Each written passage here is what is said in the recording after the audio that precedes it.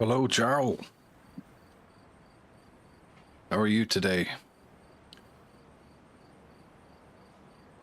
I suppose, can we say happy Sunday?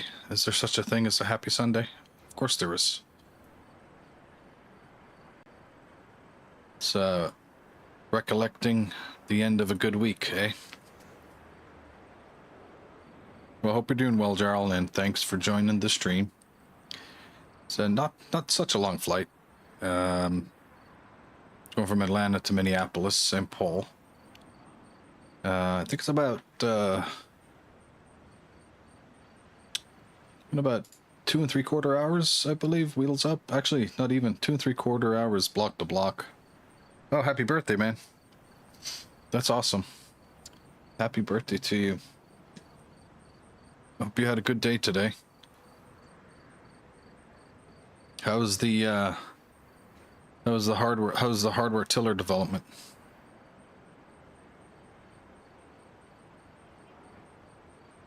So as we can see from our overall map here, actually change this to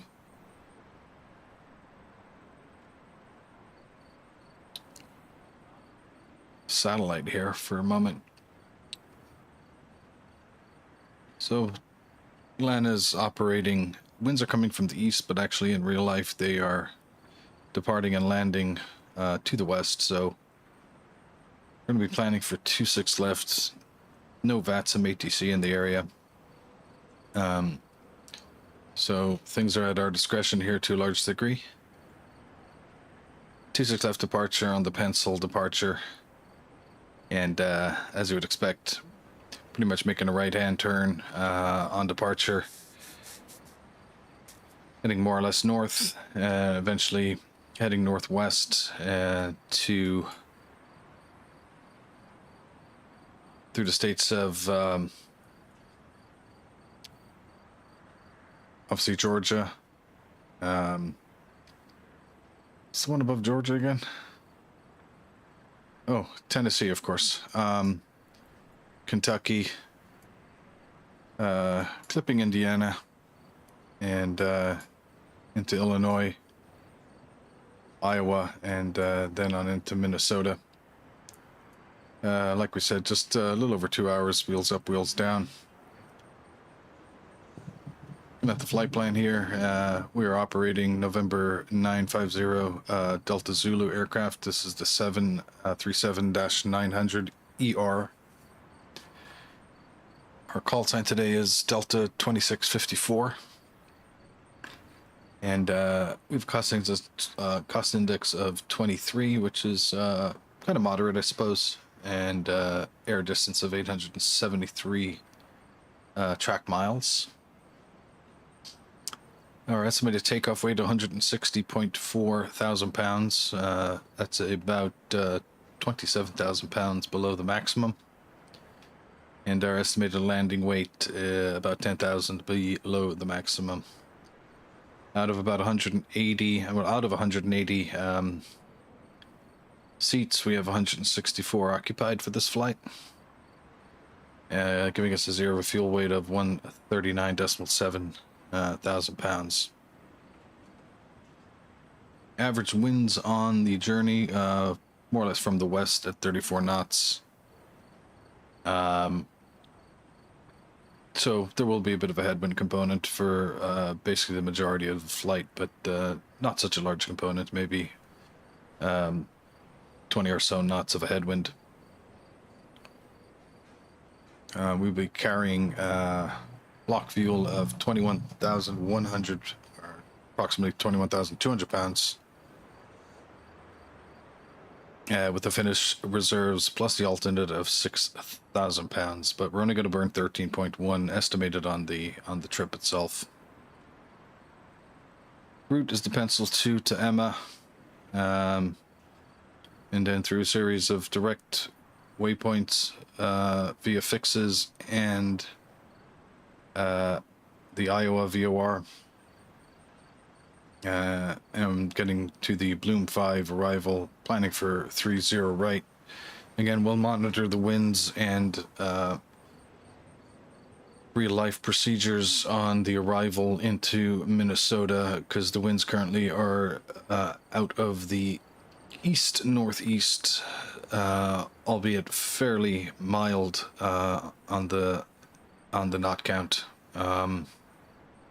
So looking at about a tailwind component of anywhere between 3 to 5 or 6 knots, so nothing crazy. That's about it for the flight plan we can look at for the time being. We're already connected to VATSIM. We don't have any ATC in the area. Fort Worth is open, Center, Houston Center, and Miami Center all open. But sadly, none of them on our route. We have the squawk code, 3316, and let's jump on into the cockpit, get things moving. Already had the battery started here, and this is all I really did. That and put the dome light on dim. So, should go to our school bag first and just get all of our charts before we start negotiating the overhead panel and the rest of the cockpit preparation.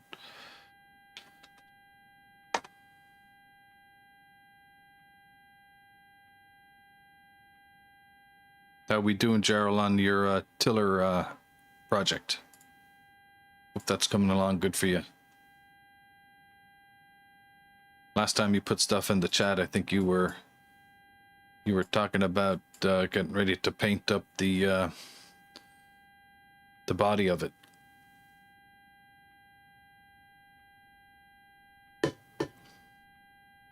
It's like we got at least 2 aircraft on the ground with us at the gate. Don't know if they've arrived or planning or on pre-flight.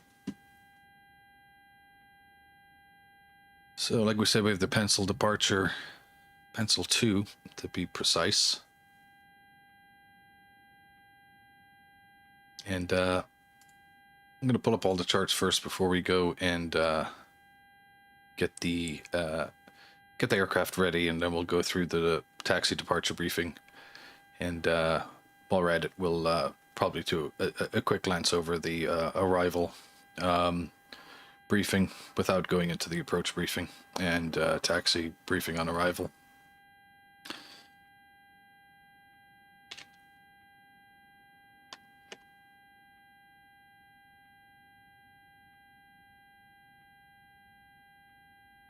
So our arrival into the Bloom 5 into Minnesota.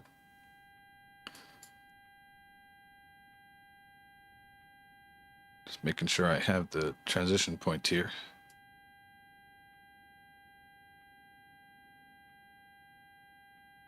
So according to the flight plan,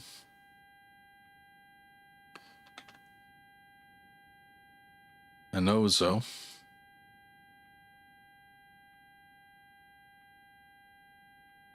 Okay.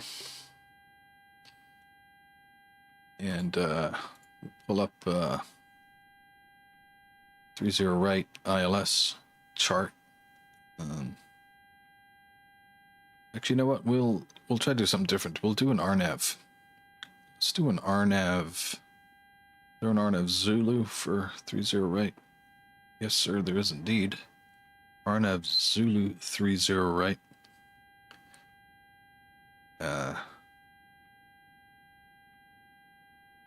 Couple of differences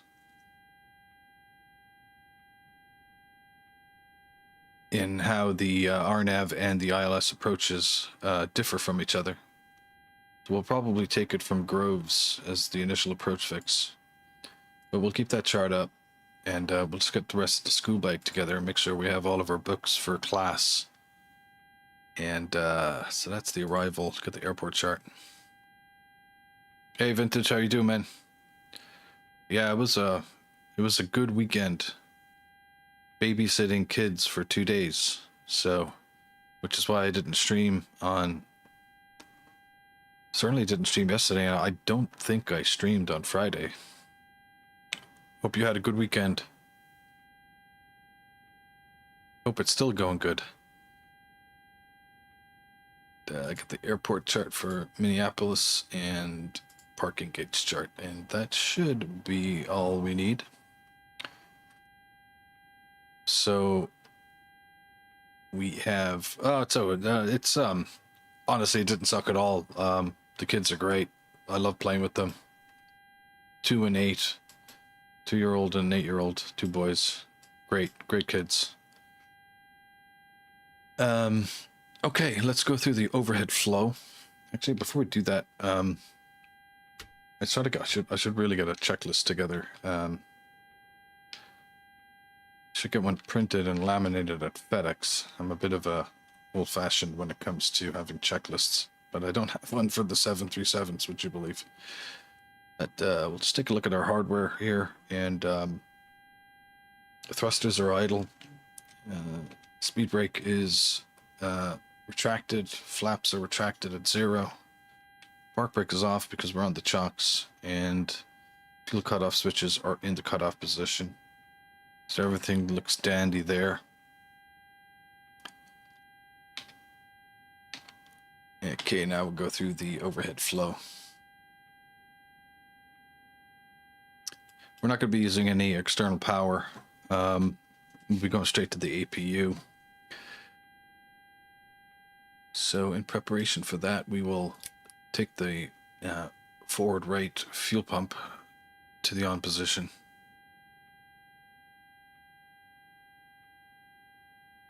And battery discharge. Of course, the batteries are being discharged down to 23 volts. And get this over to the APU gen. Standby power is an auto. Of course, the engine buses are off. All right, excuse me. The engine generators are off the bus.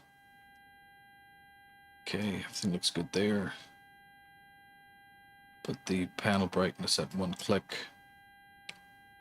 Emergency exit lights will go armed and protected. Fasten seatbelt signs will go on. Pro Pete, Alpha, and Bravo on. Total air test.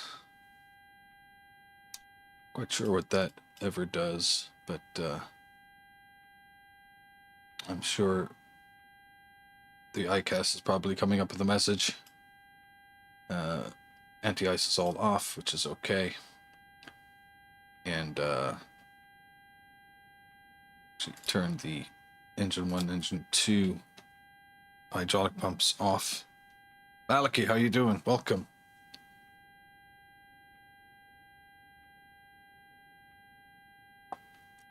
Looks like we got the band packed together here, guys.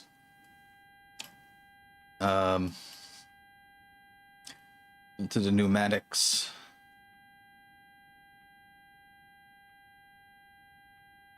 We'll have the trim air readied. Circulation fans are in auto, that's good. We'll put the packs in auto, isolation valve to auto. And let's get AC power going here. Get this APU started. Do a couple of fire tests here.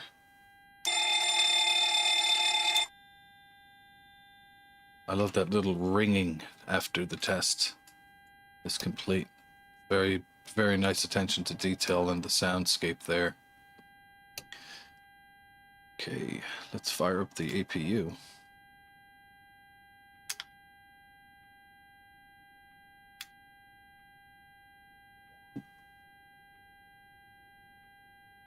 How is your week coming into an end there, Maliki Allen?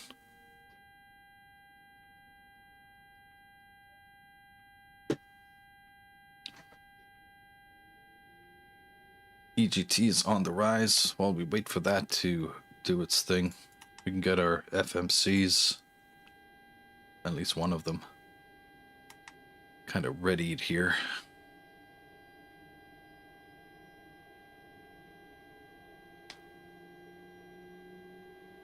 ADS flood we'll put at 9 o'clock, background at 9 o'clock, and main panel 1 notch.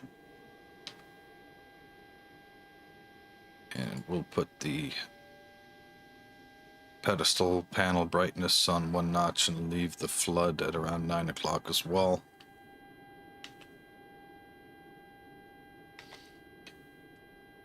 So it takes a while for the APU and the 737s to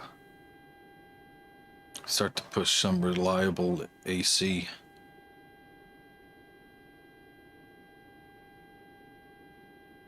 Sorry about that. Hopefully we can quench that boredom, at least for the next 2 to 3 hours here.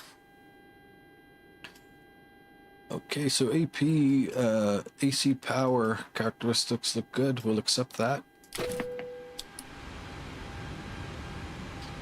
And I don't need that dome light any longer.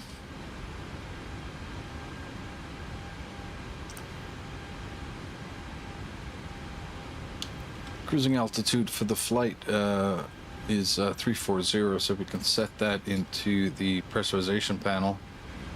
And our landing altitude in Minneapolis.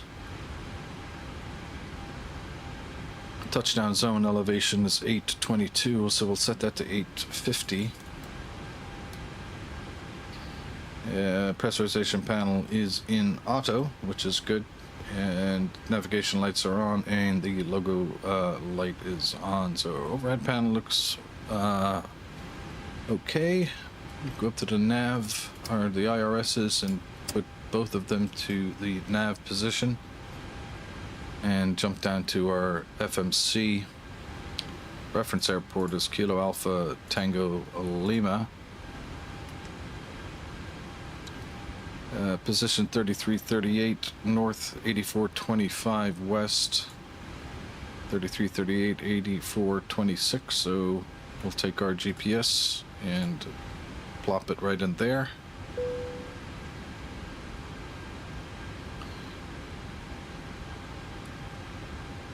And we should see the IRS timer now is at 6 minutes. 6 minutes to alignment. Position's been verified.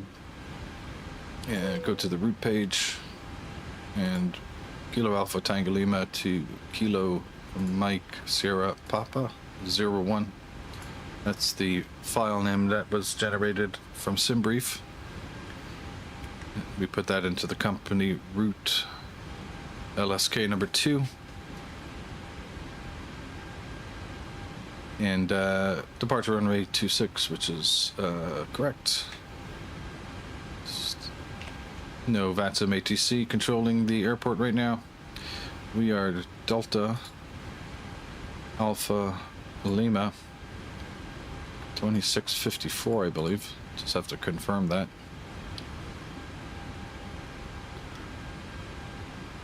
Yep. And call sign, we can go ahead and activate that. Execute.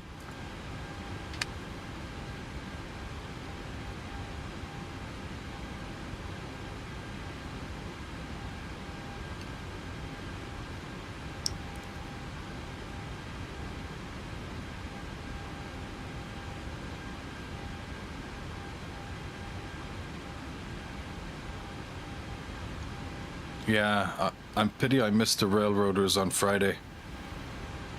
The kids arrived on Friday, so my my schedule got occupied. But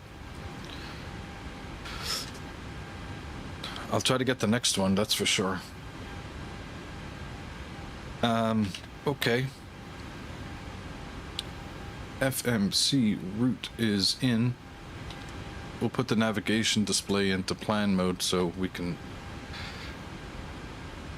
step through our points. We'll select our departure next.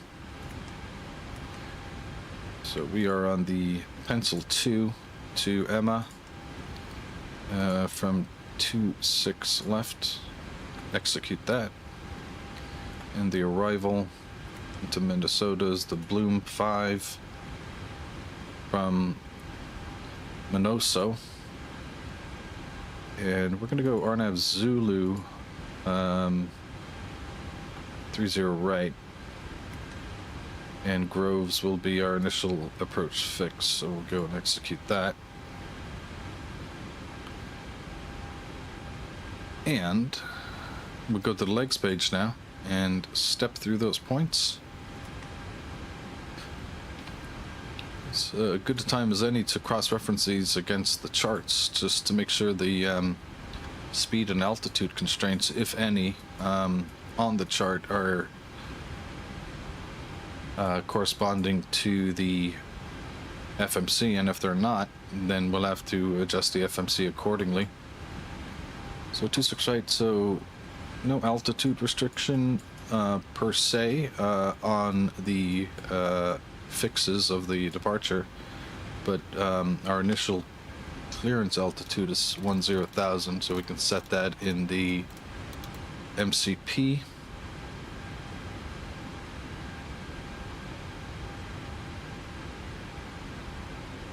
And Zelen, we have a speed constraint of 250, which is in the flight plan of the FMC, so that is good. So continuing on through the route, Ansel, the leader, Emma, Cease, Iowa VOR, Minoso, the first fix of the arrival.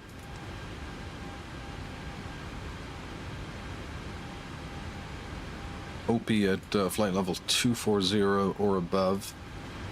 Lazy at 16,000 at 280 knots. Opie 240 or above. Lazy 280 knots above 16,000. Bloom 280 knots above 10,000. Hammer 280 knots above 10,000. Those look good. Farbo, nothing. And we're going to be Dennis, excuse me, not Dennis, we're going to be after Farbo, we're going to be no field. 250 knots, below 9,000, above 8. That looks lovely. And Canned and Captain at hard 7, 230 knots and 210 knots respectively. So that all looks good. And zooming out there to see where the last fix of the arrival lands in relation to the initial approach fix. So we can see here that Hampton is essentially almost certainly west-southwest of Groves, so we'll finish at Hampton and we'll make a right turn to enter somewhat of a left downwind for runway 30 right, and make a left turn onto base to start heading toward the initial approach fix of Groves, which I believe is at 7,000 on the chart. Max 210 at 7,000. There you go. Okay. So we're happy with the route.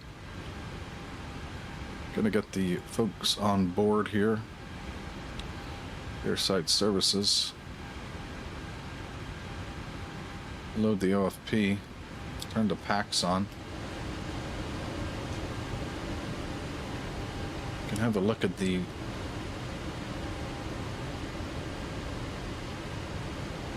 duct supply. Forward and aft are gonna have 26 degrees, so outside air temperature is 25, so that should come down a touch to about 22. But we can get the passenger boarding started. Our zero fuel weight on the EFB is 139.7. That's good. And fuel of 21,163, 21.2, so that's good. Go and activate that.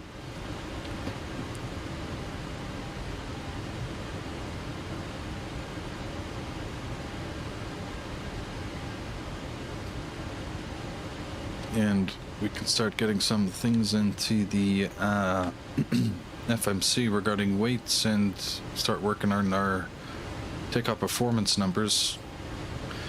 We can put the navigation display back to map mode. We've cycled through the route and confirmed the arrival, departure and the arrival and the approach fixes and speed and altitude constraints, and everything is corresponding. So to do is I'll put the squawk code in now. Oops.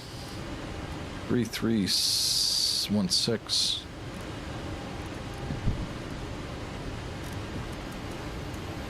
Go set that to TA and RA. See, what is the CTAF here in Atlanta?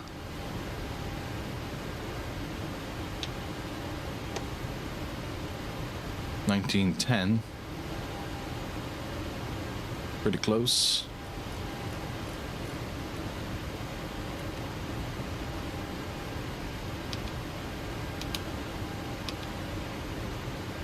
Okay, that all looks good.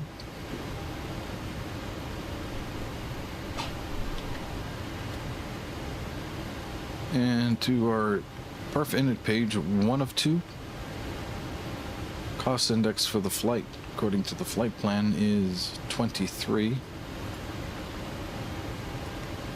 Fuel reserves, which includes the alternate, the finished reserves plus the alternate, is 5988, so we'll say 6.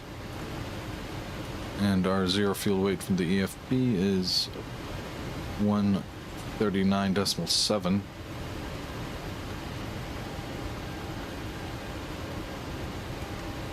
And our plan fuel 21.2. Giving us a gross weight of 160.9. And our estimated takeoff weight of 160.4, figuring 500 pounds of APU burn and taxi burn. We're not too far off base there. Cruising altitude is 340. Average winds 274 at 34.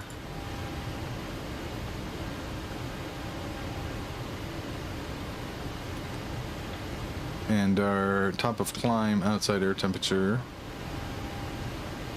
negative 43, so that should be about negative 53.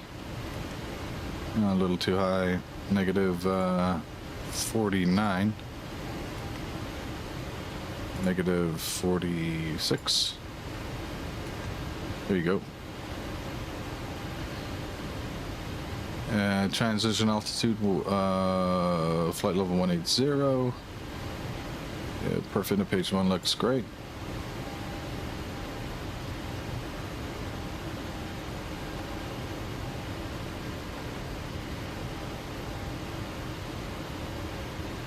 Going through our N1 limits here.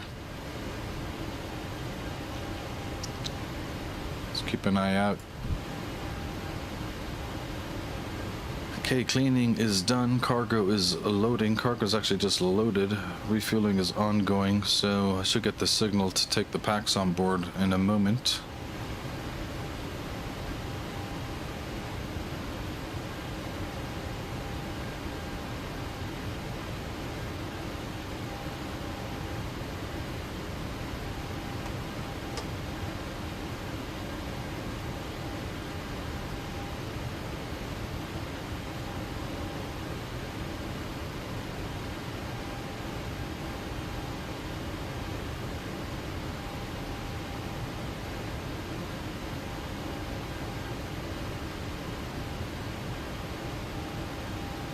SimBrief, I think, has a very good takeoff performance calculator.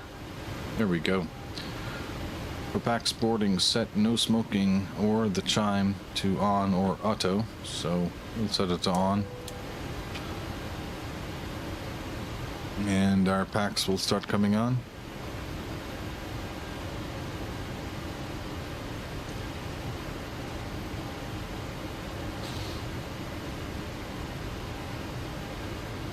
Okay, takeoff performance. So takeoff weight of 160.4. I'm happy with that. I'm actually going to take the X-plane weather here. So winds are light and variable. Visibility is more than 10 miles. There's some rain, even though the sky is clear.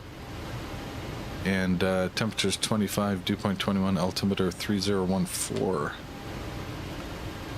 So we'll set 3014. Those are synchronized on captain and first officer side. And the standby instrument altimeter is also synchronized.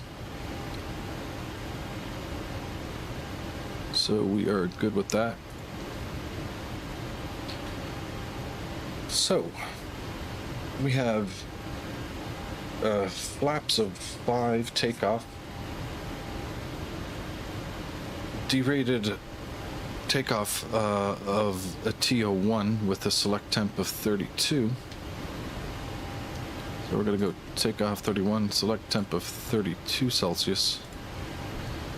So it's not a very high derating.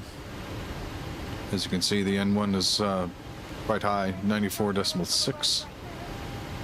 And climb 1 on the departure is good. We don't have any altitude constraints on the departure, so I think climb 1 is safe. We could probably even go climb 2 if we wanted. And over to takeoff performance. Winds are light and variable. We'll say 0 at 2 knots. We're going to go... I assume for all intents and purposes the runway is probably considered to be dry, damp at the worst, and that looks good. Flap 5 takeoff. Now we won't get our center of gravity, takeoff weight center of gravity, until all the packs have been loaded. So unfortunately that's one thing we do have to hold the horses on. Because as you can see, if we go to the fuel weight and balance and the payload page, you'll see as the payload and zero fuel weight are on the rise, as well as the fuel. Fuel is almost done. Our takeoff weight CG is 24.3 and it's dropping the whole time.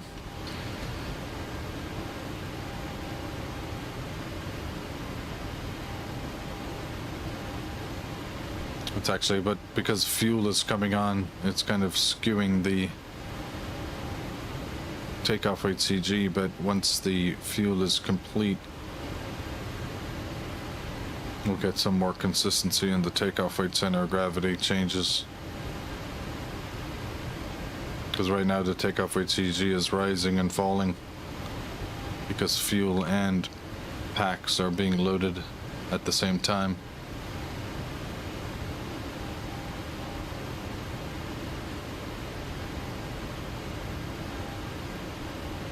So we are so nearly there on the fuel.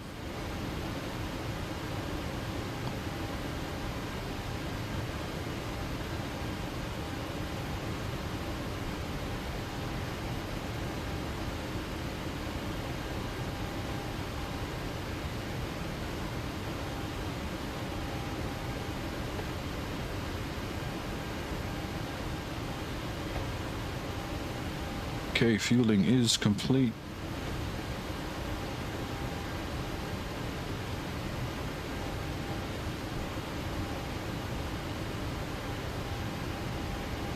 So now as the packs are coming on,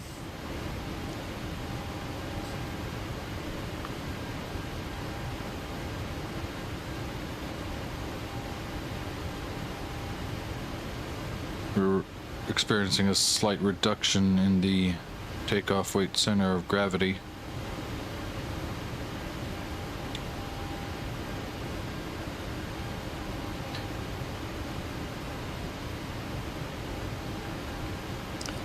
And we're 50% boarded nearly.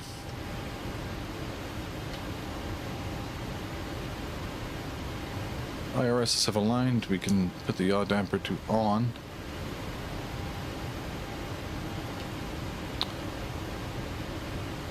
and get a few things together on the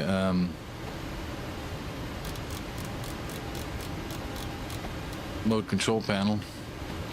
We do have our V speeds. V1 will be 150, V rotate 151, and V2 157. So we'll take V2 plus 10 for the target speed in the on the MCP.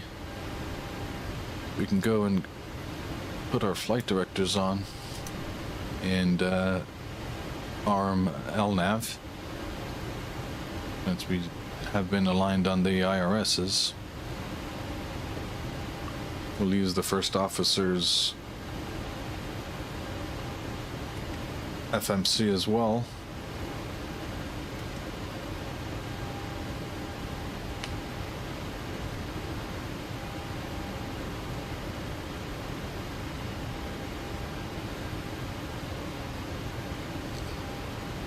Takeoff weight center of gravity beginning to drop ever so slightly. It kind of fluctuates as the aircraft takes packs onto seats in front of and after, or in front of and behind the center of gravity along the fuselage.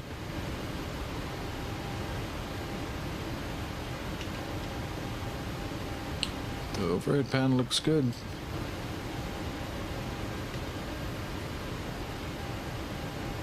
We had planned a 4:30 Zulu pushback, so we're going to be about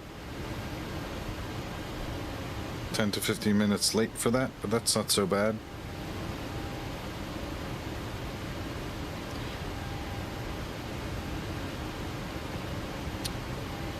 Looking at the Atlanta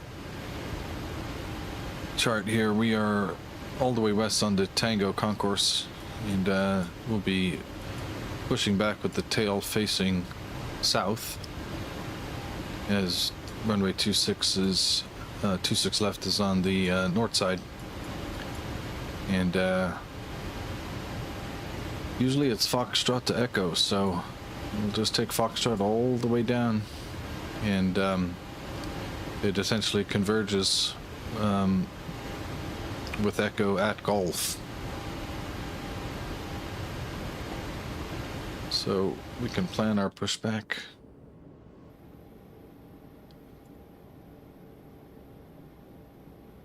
From Tango 6. All right, Captain, got the directions. Let me know through the menu when you're ready.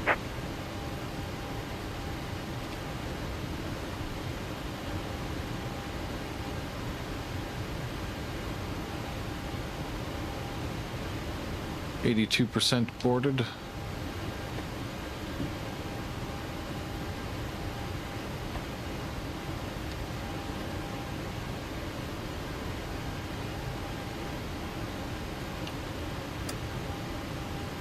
Get our AC selector over to Gen 2, as we will be starting engine 2 first.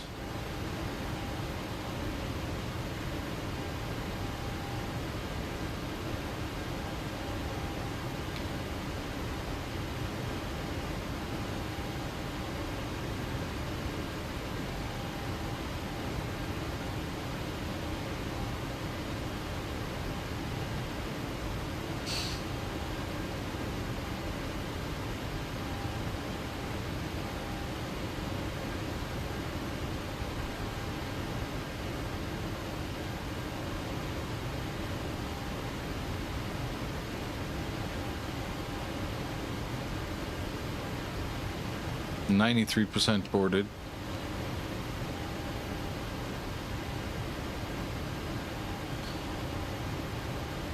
I suppose we could even look at our little cheat sheet here on our yoke clipboard. Before takeoff checklist, after takeoff checklist. These are very much normal checklists rather than amplified ones.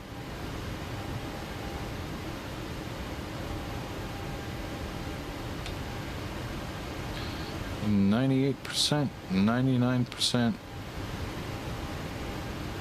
100%. Okay, so we will go back to fuel weight and balance page and then to the payload page. And zero fuel weight is 139,744. 139745. We will certainly take that. Fuel 21,163. We have 8.5 and 8.5. Will be 17 plus 4.1. There you go. We are more or less right there. So we can get our fuel pumps. All right, we've got everyone Left, strapped right, in. and center Give us a ring done. if you need anything. Thank you, ma'am. Let's wrap up our takeoff numbers here. So center of gravity is 21.2. Giving us a trim of 5.79. So, yeah, right around there. And V1 is 150. V rotate is 151.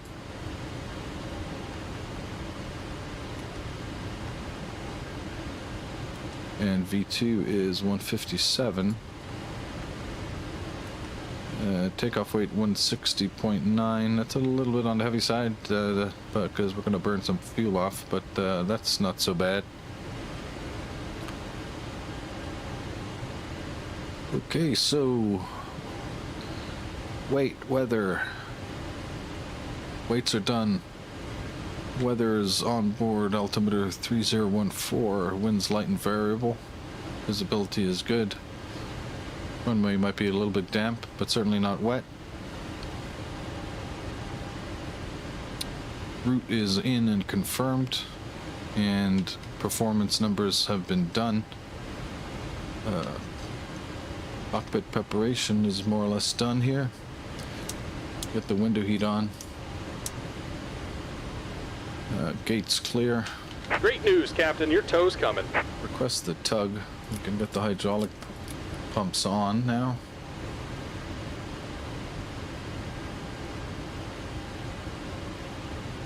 And anti-collision light will go to on.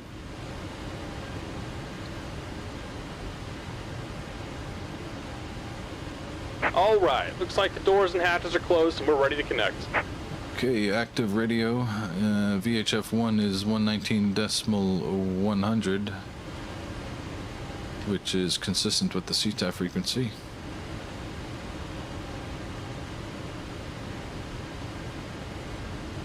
Yeah, just about 15 minutes late on the pushback. Nothing too terrible about that.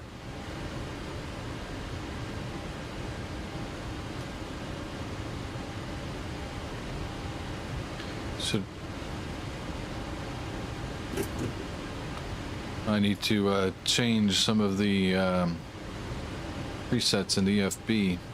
Welcome aboard, Captain. Tow's connected. Bypass pins inserted. Go ahead and kill the parking brake when you're ready to go. Atlanta traffic, Delta 26, 54 is pushing back from Tango 6. Nose will be facing north. Atlanta traffic. Park brake released. You can now arm VNAV and arm the auto throttle.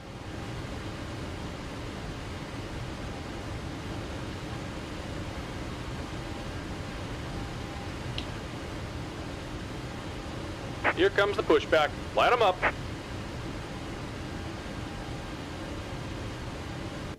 Please place your mask on first. And of course, please remove the facial covering before applying the action mask. The flight attendant...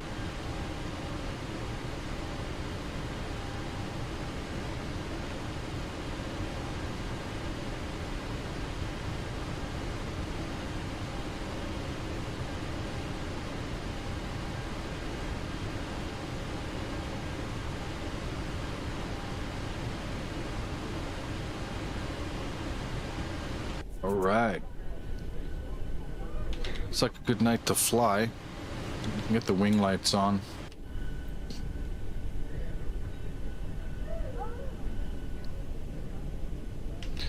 And let's start up engine 2, packs off.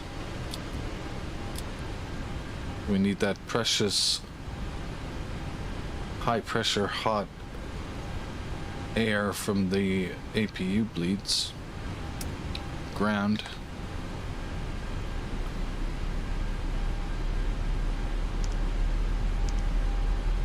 Looking around 18-20% N2 before we be ready for self-sustaining combustion.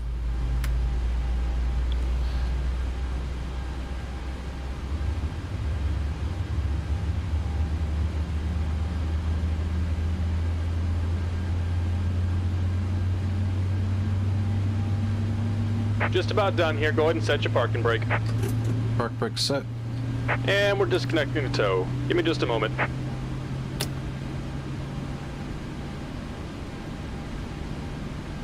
Okay, Gen 1 electrical AC power characteristics are good. We'll accept that. And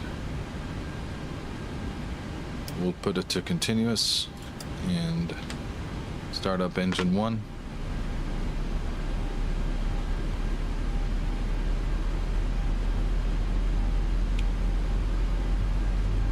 We'll hold the tug here right now, not disconnect it until we get a good engine start. Fuel selector to idle.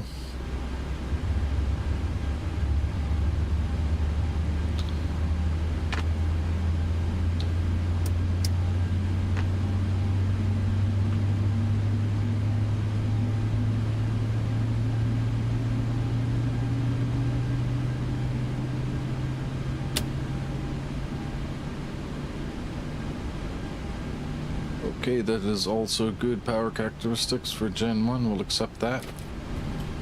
APU generator is now off the bus, so we can stop the APU. Traffic, Delta 1471 pushing back.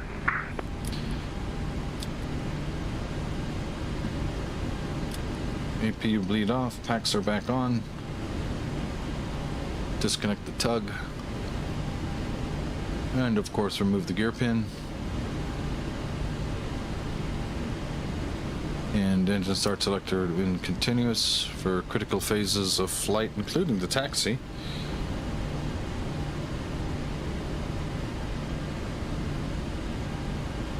And we're disconnected. Signal and pin on the left. Take it easy and have a safe flight.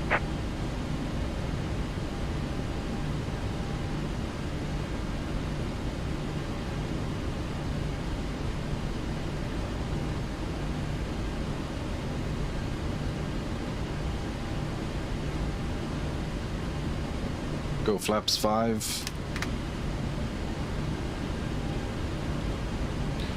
Okay, we got the signal. Flight control test full up. Check. Pull down. That's good. Aileron full left. Aileron full right. Rudder left. Rudder right. And I'm gonna actually do a brake test here because my rudder pedals really suck. That looks good.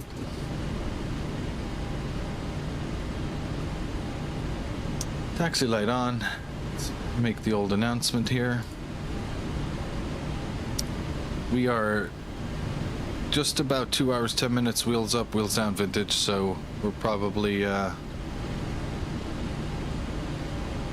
got about a 5 to 8 minute taxi, so we're going to be up in the air by 5 Zulu. We should be on the ground by about 10 after 7 Zulu, so that is just after midnight Pacific time.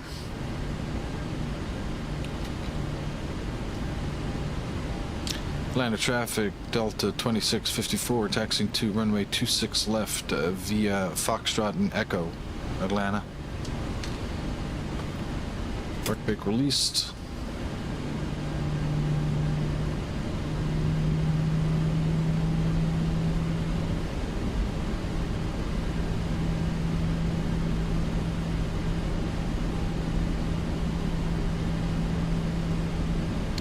Unfortunately, we probably looking at around a 20 knot headwind, but these times have been factored in.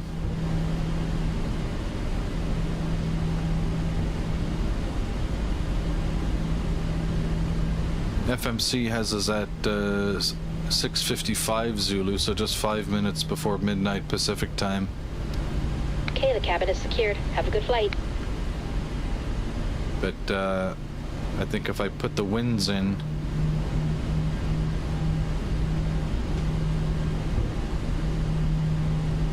If I put the winds in, if I go legs, route data, and do a winds request.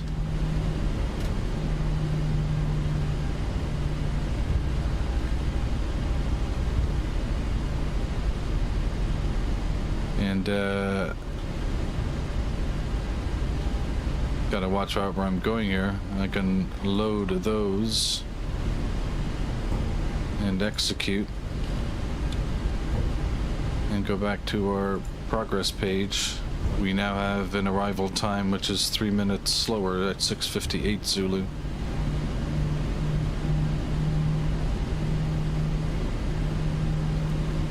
So the wind calculation and the FMS added 3 more minutes. So as you can tell, probably very modest headwinds on the way there.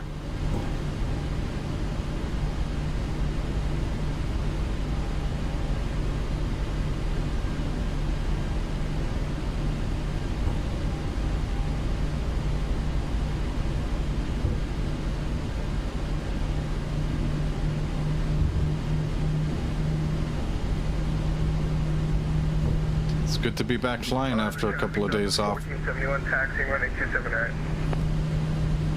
Okay, so he's going to the south side of the field, so that's good. We have separation.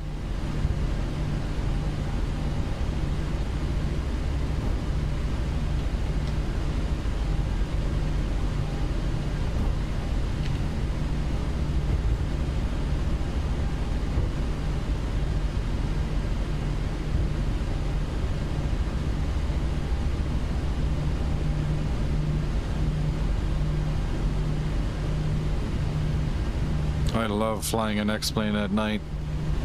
Love it.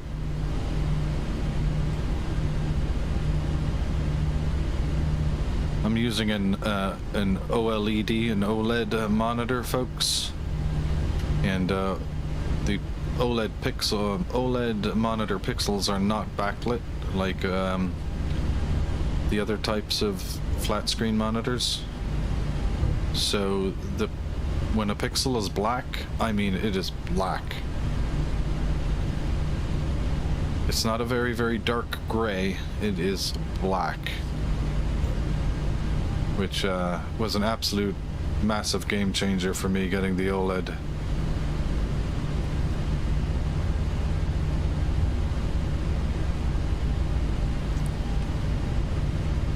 And nothing doing on VATSIM here.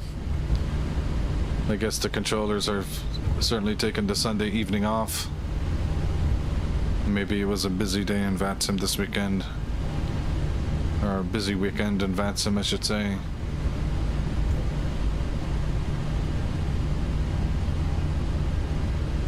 So we're passing Foxtrot 5.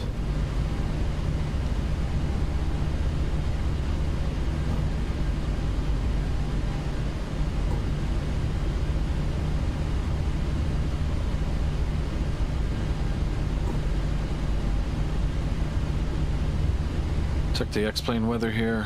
Winds are still light and variable. Altimeter is now 3013.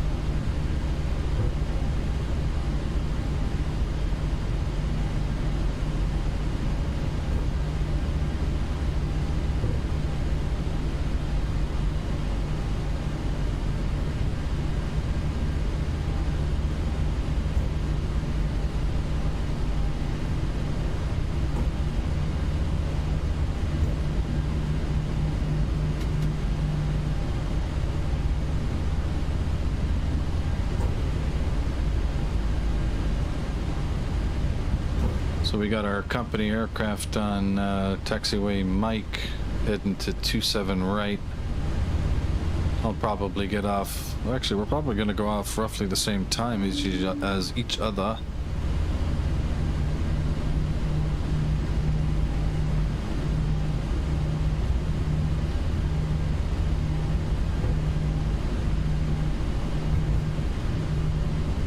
Okay, our estimated off time was 4:35. So now 4:58, we'll probably be off at 5, so 25 minutes late on the takeoff.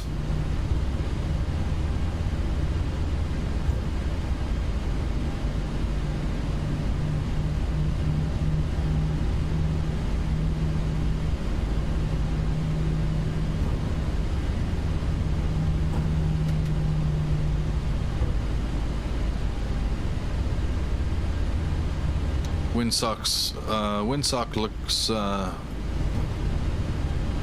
quite docile there.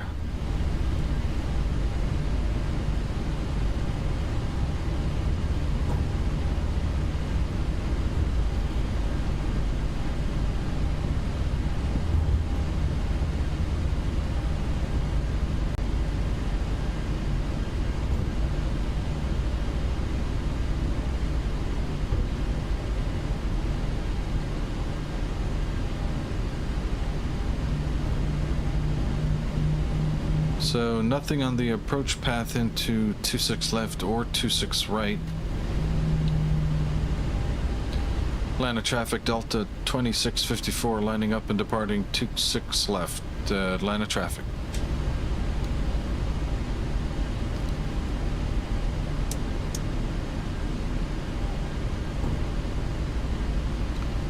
So approach path is clear. We are clear on the left as well.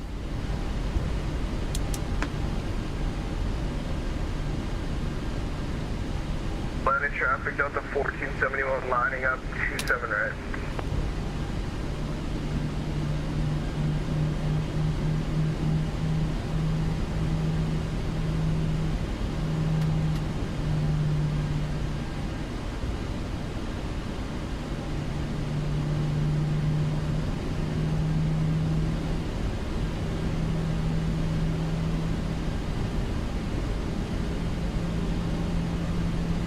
Runway heading is 275.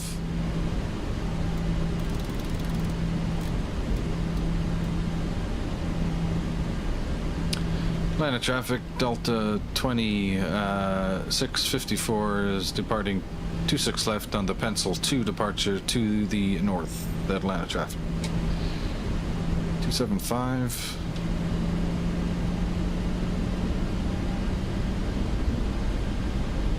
Engines are stabilized. Toga.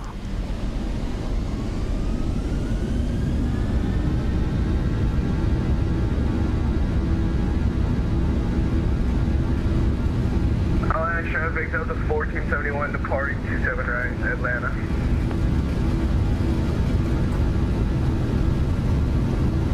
$80 knots. 80 knots. Throttle hold.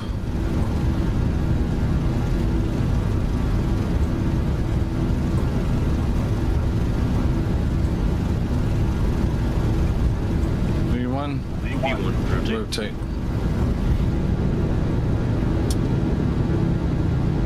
Positive rate. Gear up. Gear up.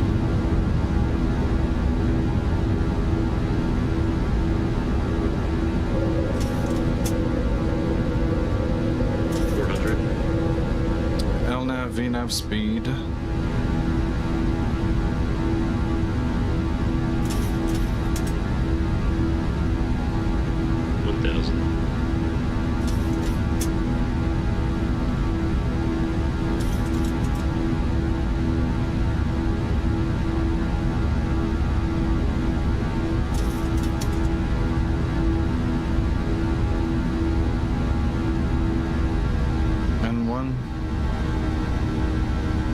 plus reduction altitude.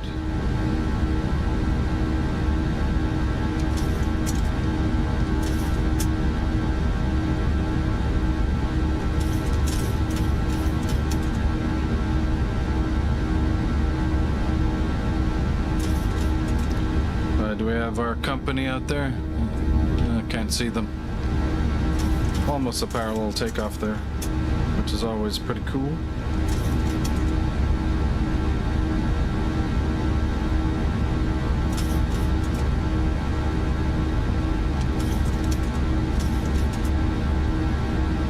Flaps 1.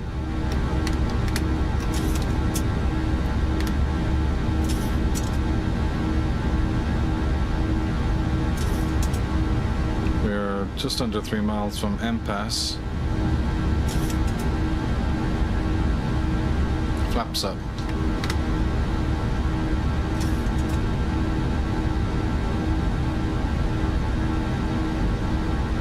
Just kind of cheating the flight director on the high side just to make sure I don't break our speed limits.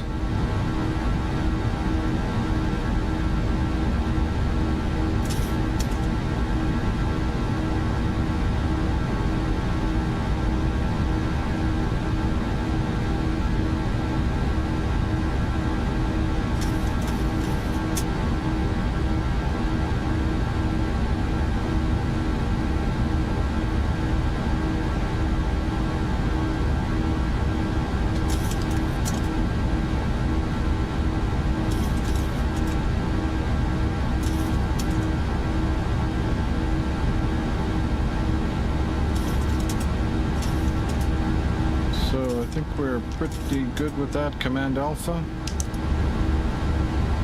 And we'll tidy up some things here. Runway turn-off lights off, taxi lights off.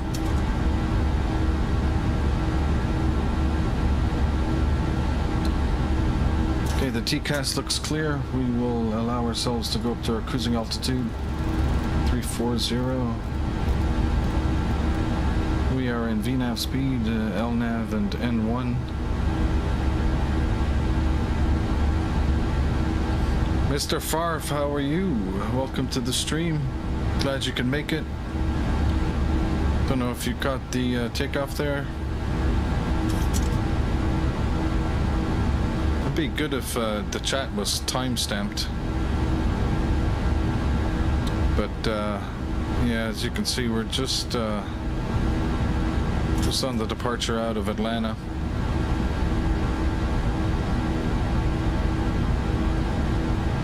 The Pencil 2 departure and the phenomenal Level Up B737-900ER. You can retract our retractable landing lights and leave the fixed ones operating.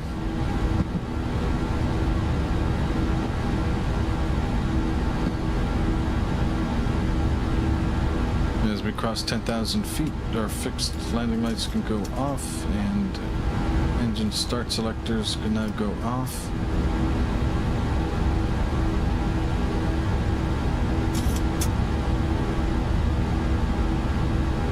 As the aircraft begins to pitch down now a little bit to gain some airspeed to our target climb, target speed of 301 knots or Mach 0.77.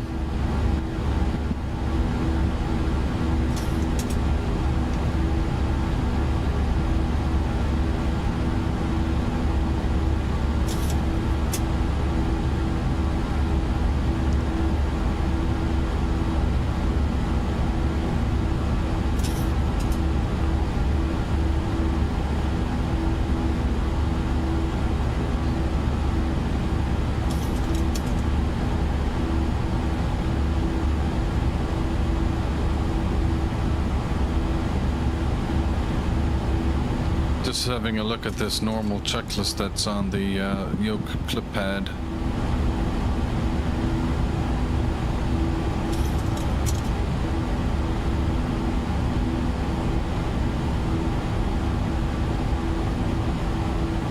Engine bleeds on. That's for it's assuming a packs off departure.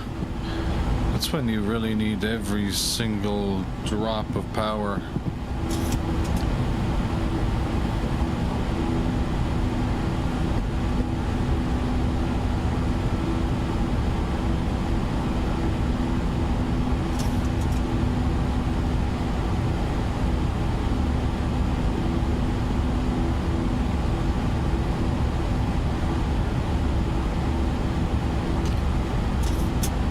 Nothing but starry night everywhere I can look here. Well, it's difficult to distinguish clouds at nighttime, particularly when there is no moonlight.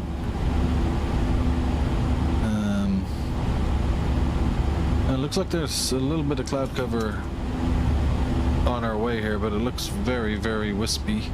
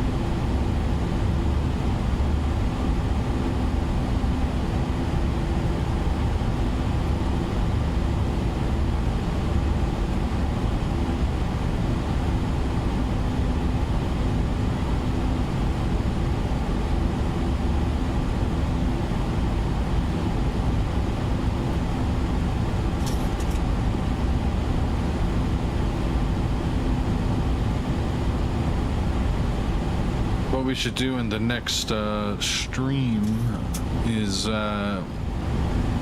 put in a secondary flight plan on the departure, planning for an emergency return to the airport. I must make a note of that. Your sim is not liking the 747. You're doing the Fellas -200? I saw, and by the way, for anyone on the stream who hasn't checked out the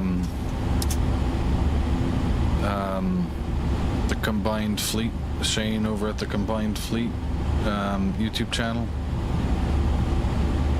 I've been watching him for a few months now. He's really good.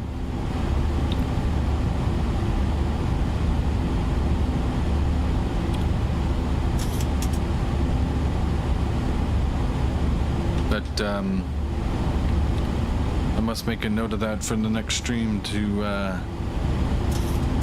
kind of pick it up a notch and put in a secondary flight plan for the departure, as well as during the flight. Also changing our secondary flight plan to the alternate airport. So we've actually passed our transition altitude some time ago, so we can go to standard barometric altimeter settings. And we are just cruising now, folks. We can actually turn off the logo light. Want to save every single drop of fuel as we can.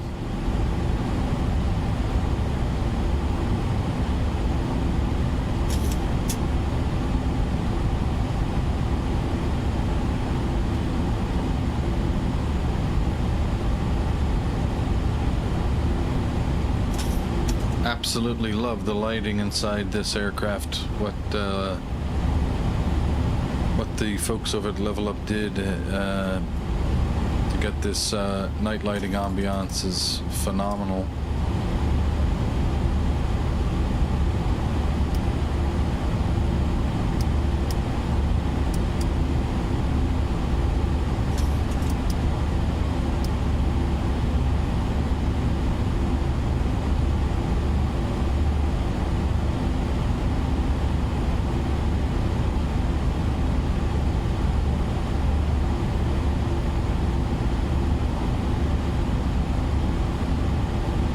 I didn't realize the overlay wasn't, on. Apologize about that.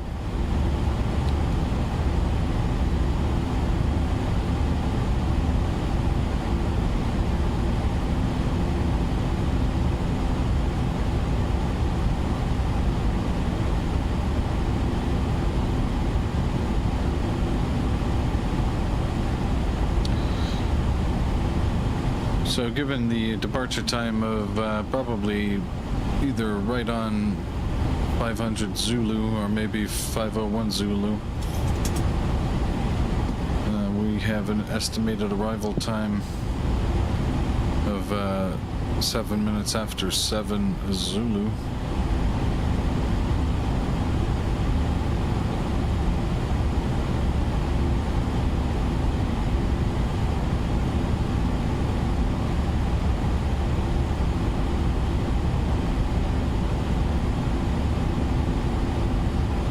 Yeah, I know. I even have OBS set to refresh when the scene changes.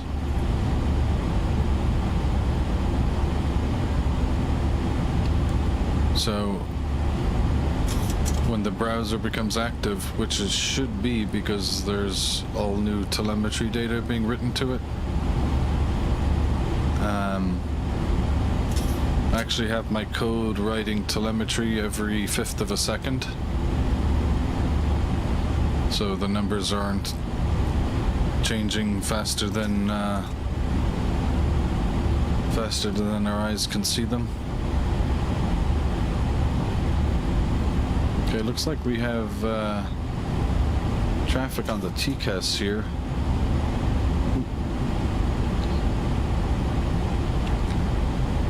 They've since gone.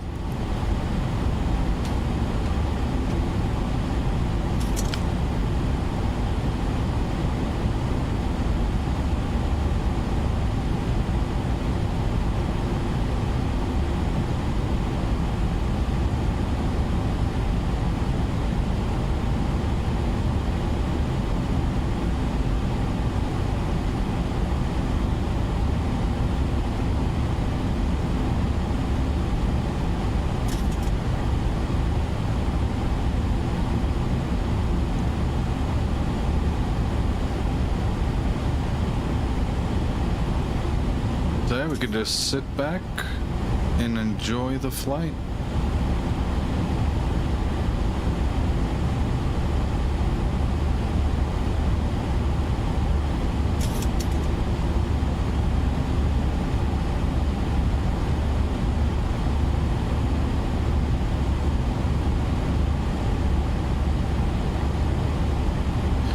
I don't know if you guys know this either, or for those of you who actually do use the Avi tab in this plane, or Traffic.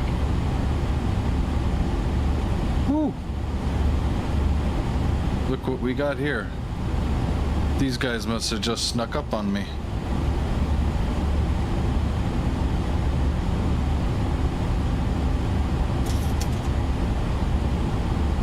Wow.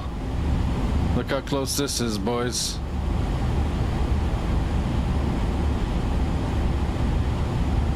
That's amazing. Is that the closest that's the closest I've ever come. Wow. That was some sort of awesome.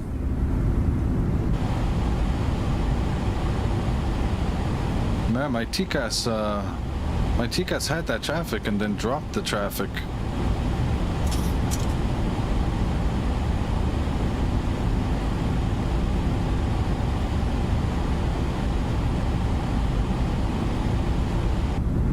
That was that would definitely go down as a near miss.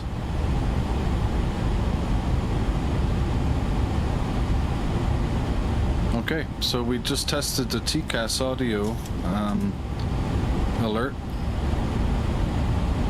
We know that works.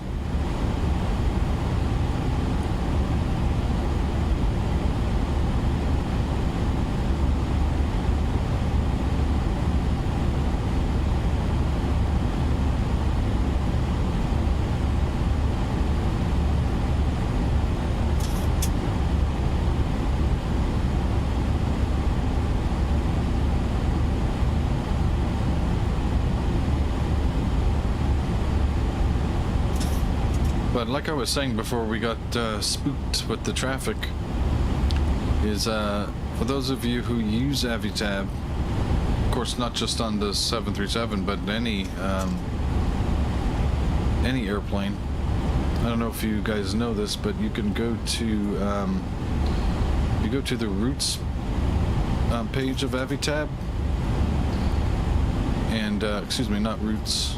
Go to I think it's map,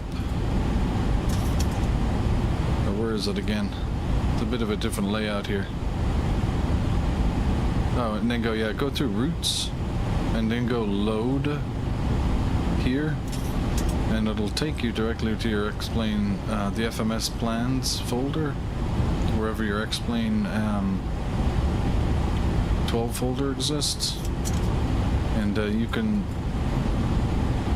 go and find your flight. So here it is, KATL KMSP01 FMS, and that's all you do. You just click on it, and then just click X and go back to the map, and now your it overlays your route onto OpenStreetMap. It's kind of a nice feature. So we are in Tennessee now. Should be approaching our cruising altitude now, as we get the warning that our center fuel tank's fuel is depleted, so we'll turn the pumps off. And we are just about 1,500 from cruise altitude.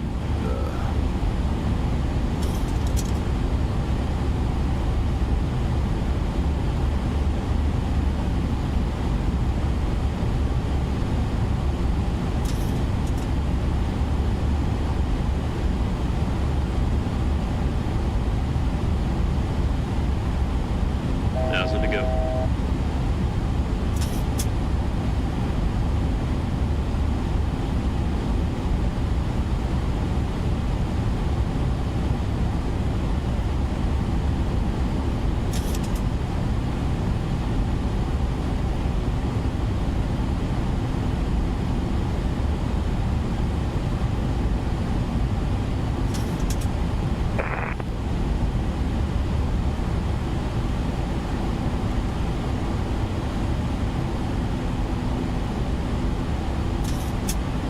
Can't get over the night lighting, or the lighting in the cockpit during nighttime is just absolutely gorgeous. It kind of makes you wanna, kind of feels like taking a nap. You could like feel comfortable falling to sleep in here. I mean, that would not be a good thing.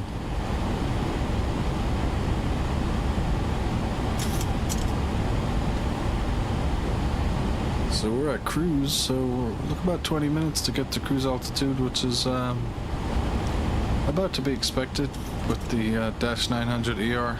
Even though we're pretty light, it's still a pretty heavy airplane. After flying the -600 and the -700, last 3 flights I've done have been, 2 of them have been the -6 and 1 of them the -700, and they are like rockets compared to the -9.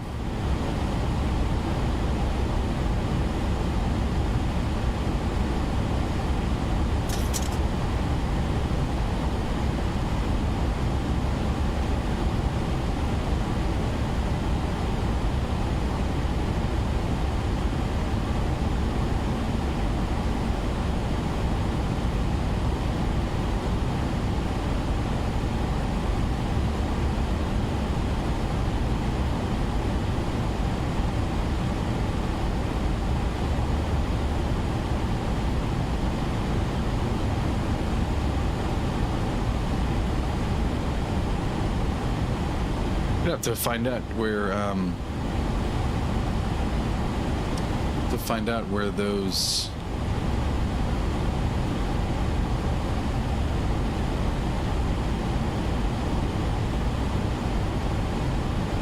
those aircraft were flying to.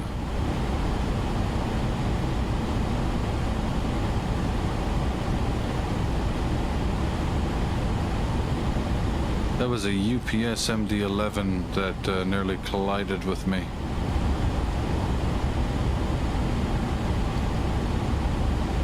And they were on their descent, as a matter of fact, down into Huntsville.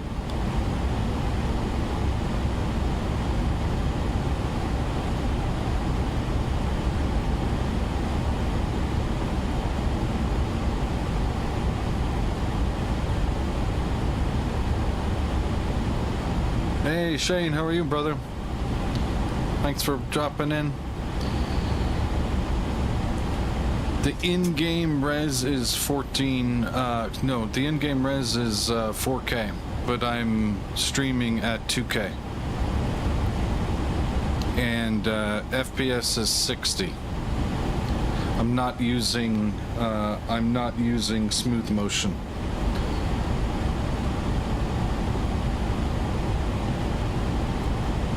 I felt like I was getting some artifacts on smooth motion.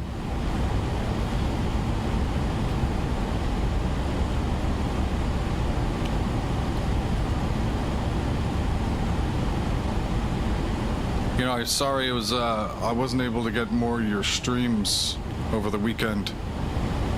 With the, being tied up with minding the kids for about a day and 3/4. Actually, closer to 2 days. I'm running my, I have MSAA turned off entirely. I got 9800 X3D CPU and a 5090 GPU. But I have MSAA completely off because the airport lighting is the airport lighting absolutely destroys FPS.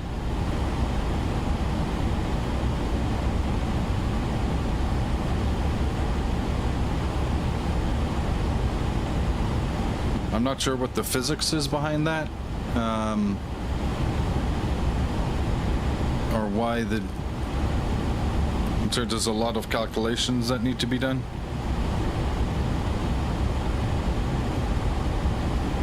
By the GPU with the night lighting. I know Laminar did a big improvement, I don't know, maybe a half dozen or more updates ago to improve night lighting performance, which definitely did help. I remember.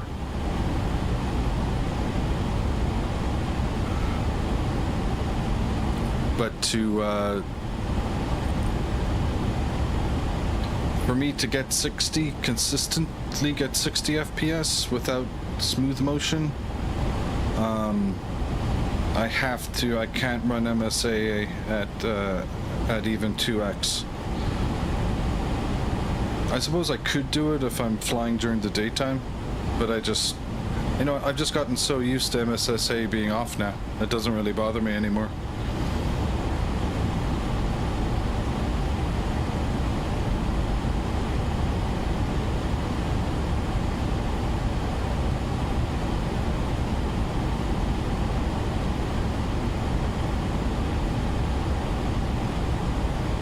Yeah, you know what?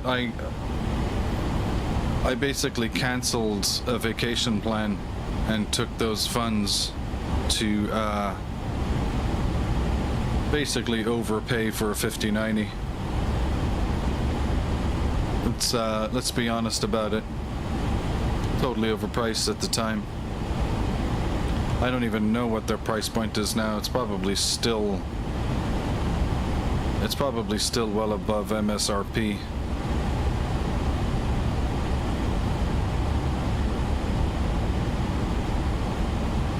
Yeah, gruesome.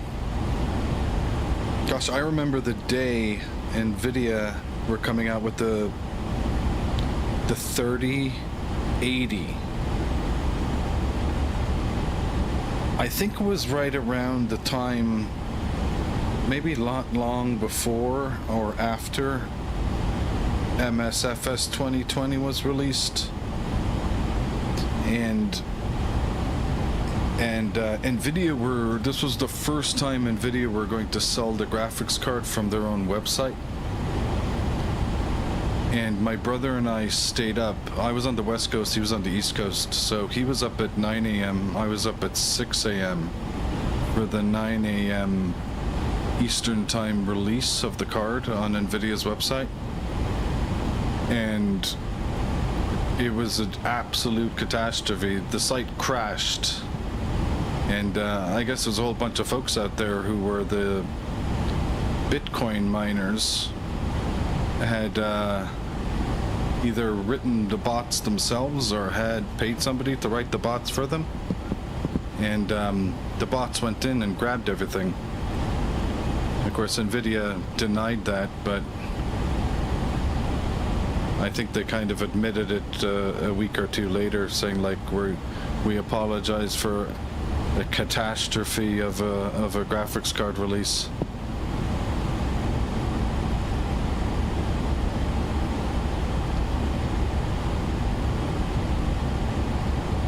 Because I can't remember what I think they were selling the 3080, of course, at the MSRP on their website on release day for it was definitely under $1,000. I think it was like, was it around $400? I mean, it was, the value for money was just incredible. But yeah, all the bit miners bought them. And that was the day I should have pumped a load more investment into the NVIDIA stock, man, because that was before NVIDIA exploded.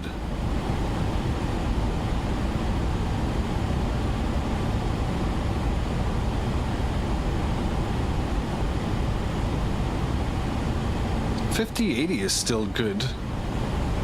No? What are the specs on a 5080?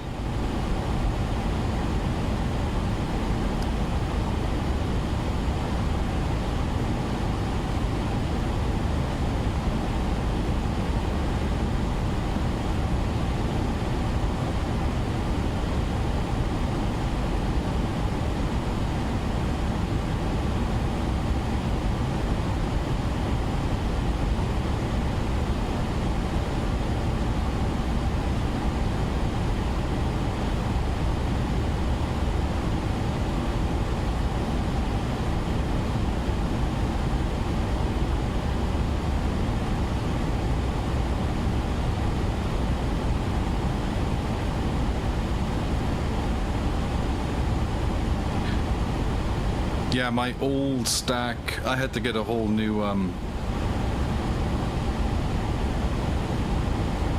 Yeah, have a good one, Shane. Thanks for dropping in, man. Nice to see you here. We'll catch you on the next stream.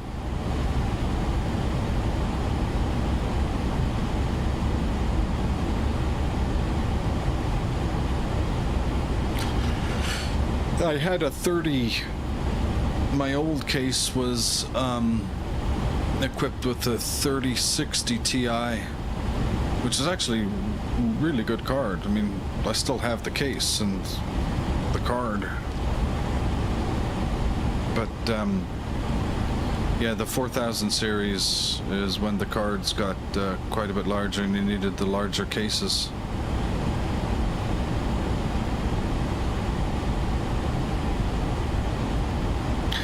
Yeah, if you're gonna upgrade vintage from a 2060,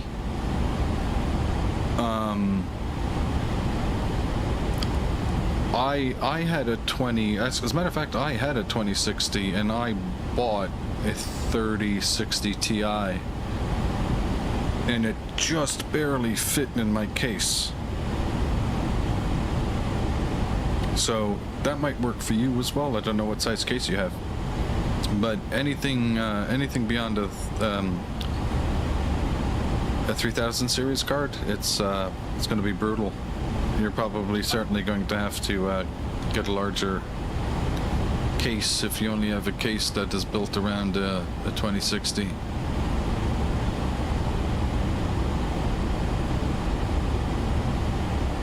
So we have just crossed Nashville on our left. It's like we may have, actually no real cloud cover here.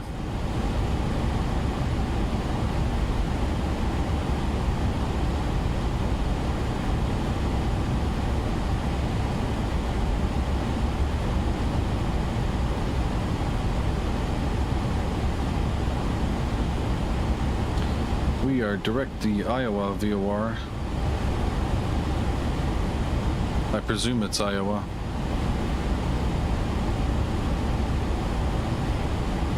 Iowa City VOR.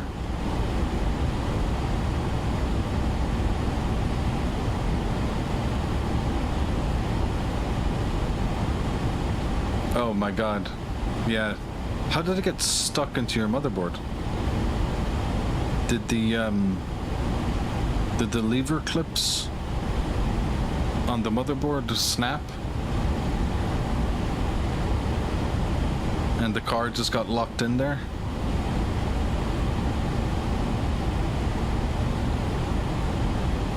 Because if that's the case, there might be a way you can release the card from the board. Albeit it's a very dangerous operation, which could actually punch a hole through the motherboard if it didn't work out so well.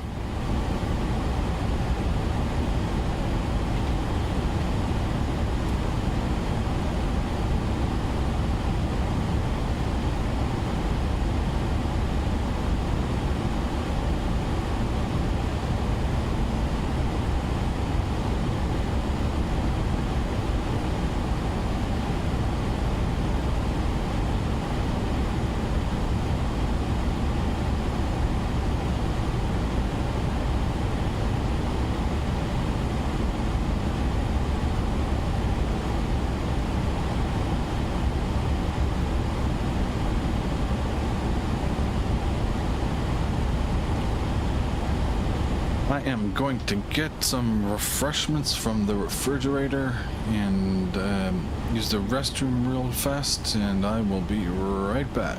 So stand by, sit back, and enjoy the flight.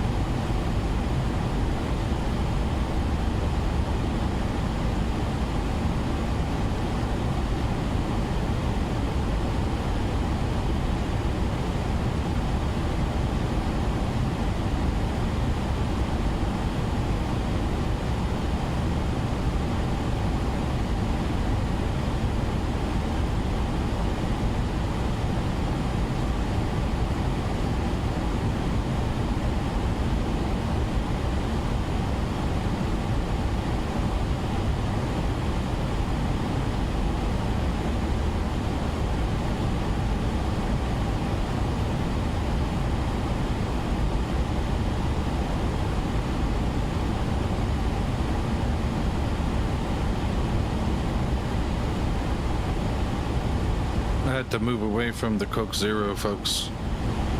It was too much. I've downgraded, or maybe it's an upgrade. LaCroix, limoncello, sparkling water.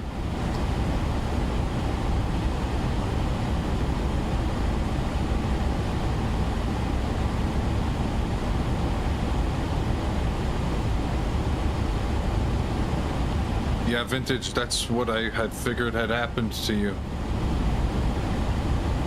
When the seating latch breaks, you're kind of up shit creek without a paddle.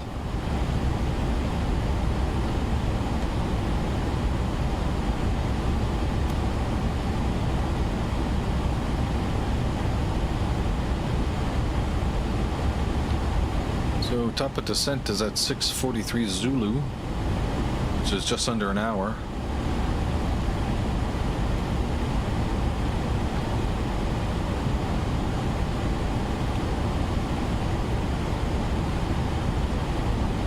Got a 23 knot headwind, which is right around what we were anticipating. Yeah, you drink a lot of root beer.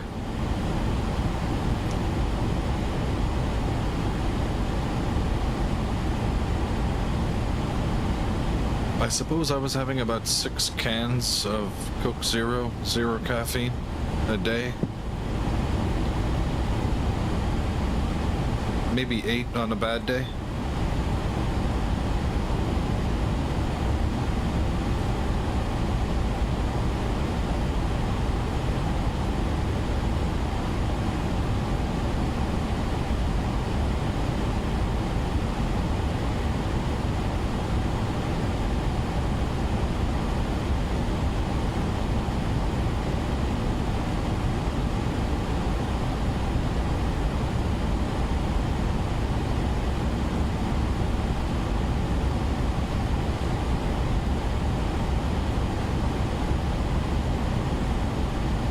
Gotta be buying that stuff in Costco, are you?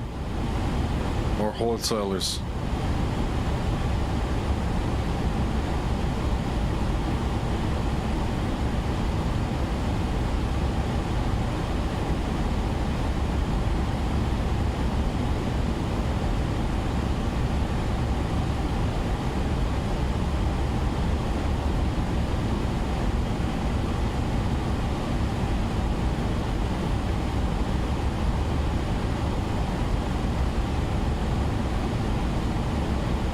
Safeway?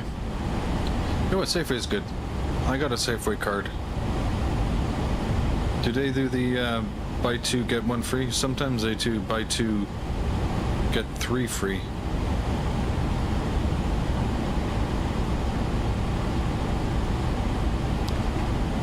It's like $12.99 for a case of 12.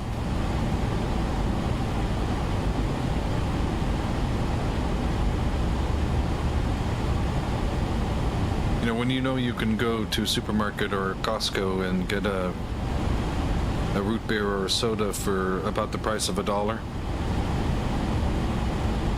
and then you go into a restaurant and you ask for a can of soda and they charge you $4.50, you go, oh wow, you are marking this up 450%. Good on you. They don't do deals on root beer, no? What do you get, mug? Or, what is it, A&R? Or mug?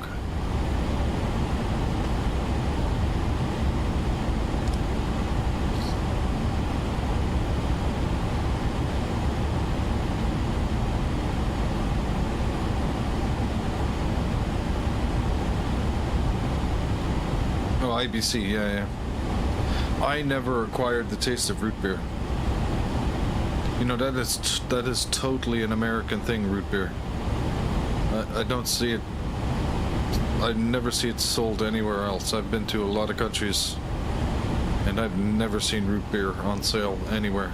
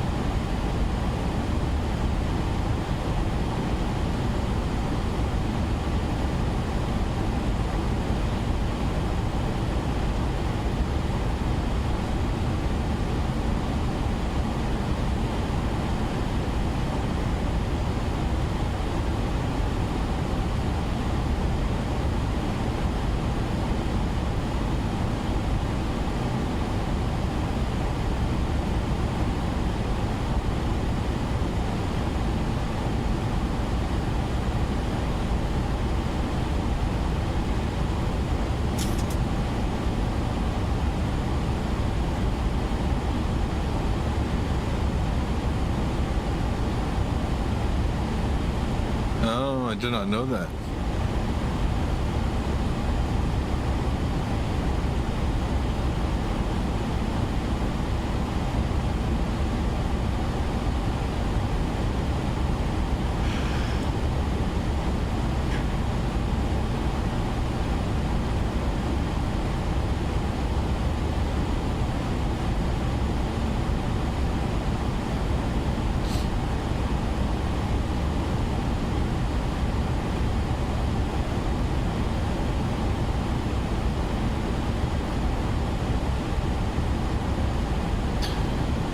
Hey, Vintage, have you been able to get X World Pro working on your side? The North America one?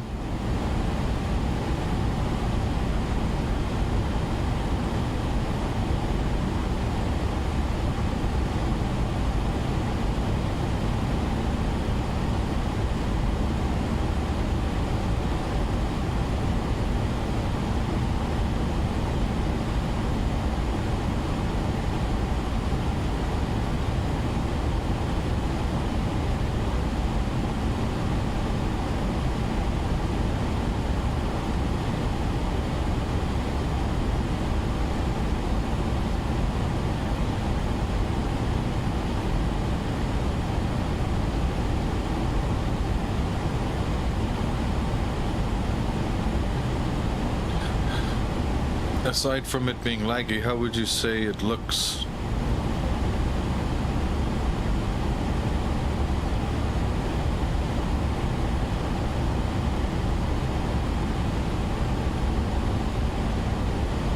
I mean, for 15 bucks, it might be 15 bucks for North America is a bit of a good bargain, or even, what is it, 30 for the world?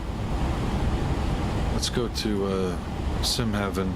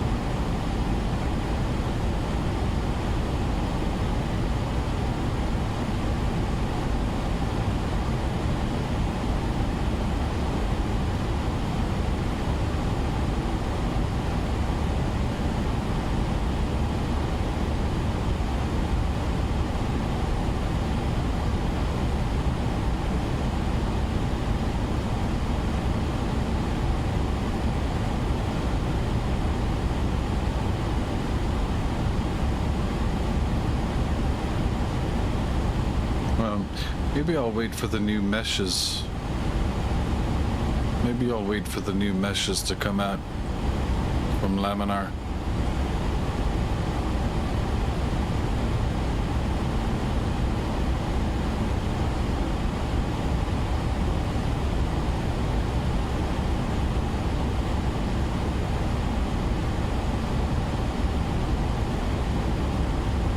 Yeah.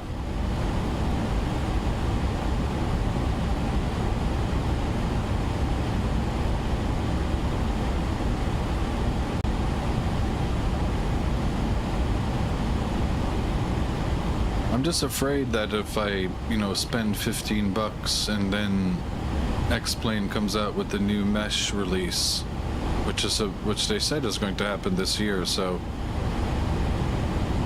this year has 5 months, less than 5 months left in it.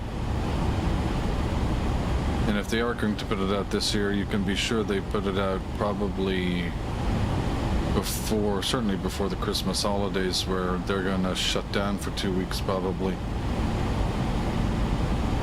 And if they shut down for 2 weeks for Christmas, they might even be pretty light staffed between Thanksgiving and Christmas. So my guess I would not be surprised if they release the new mesh before Thanksgiving.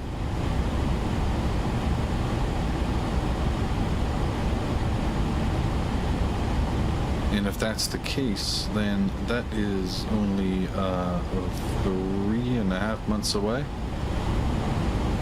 which will go by quickly.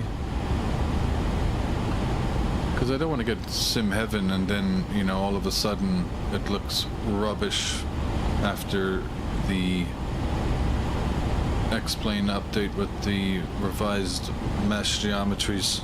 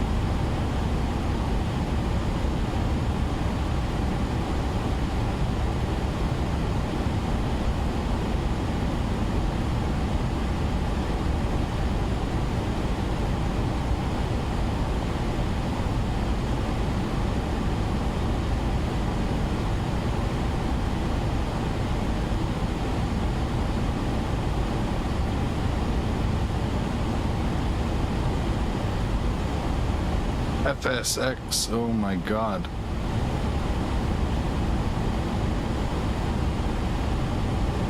Now you're talking a blast from the past, vintage. You're not talking about vintage planes anymore, you're talking about vintage simulator. It's a double vintage. It's vintage planes encapsulated in the vintage simulator.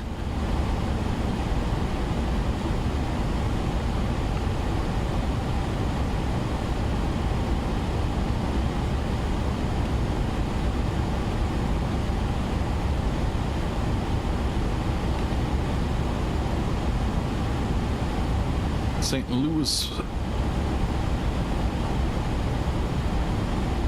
You know what I found in the drawer under the television in the living room? Microsoft 2014, A Century of Flight. The box and the CDs are still in them.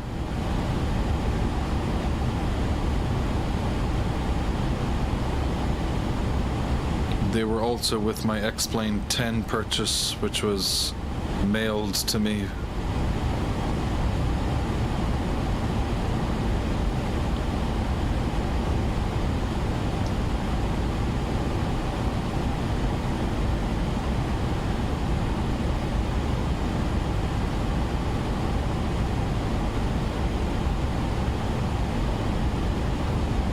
Can't really see St. Louis out there, can you? Doesn't look that far off on the map. What are we, 100 nautical miles? So we're talking about 50 miles. I should be able to see it. Unless that's all cloud cover obscuring most of it.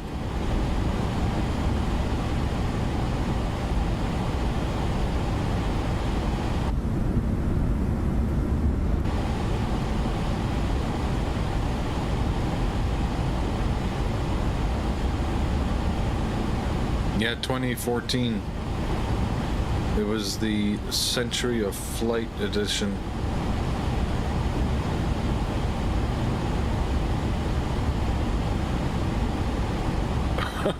Yeah, your 2060 should be able to run everything at max FS 2004.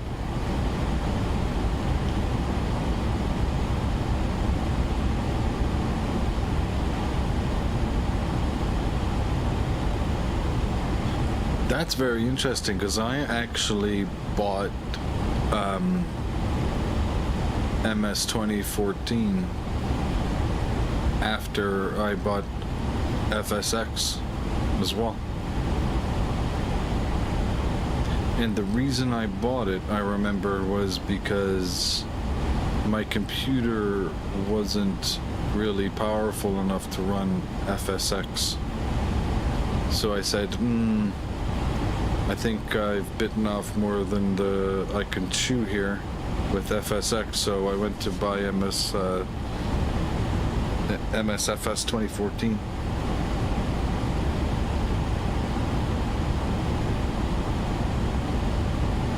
Yeah, I remember FSX had the Airbus A321 as a default.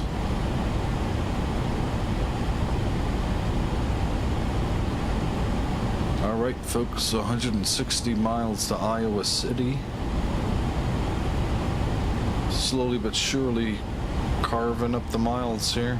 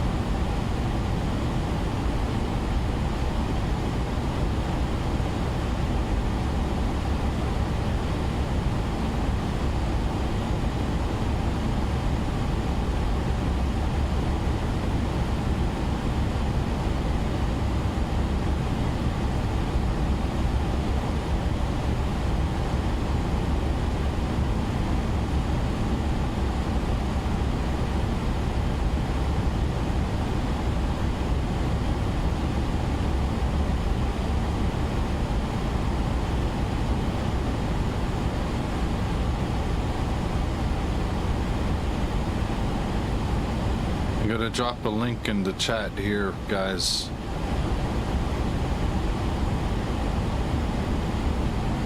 And this was my first Microsoft Flight Simulator experience when I was, it was released in 1984, and our family bought its first PC in 1986. The PC was an Amstrad. It was an Amstrad PC, 512 kilobytes of memory, hard drive, 3 1/4 inch. Actually, no, it wasn't. It was actually floppy. It was 5 1/4 inch floppy.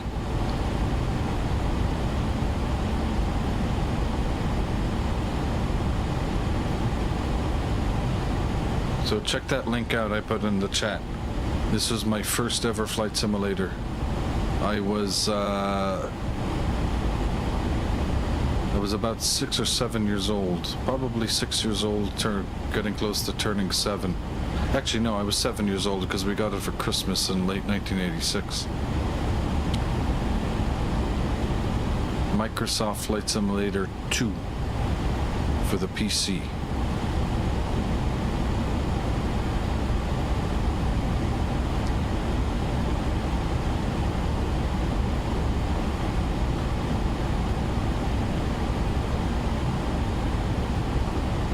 I'll tell you one thing, it was great, man.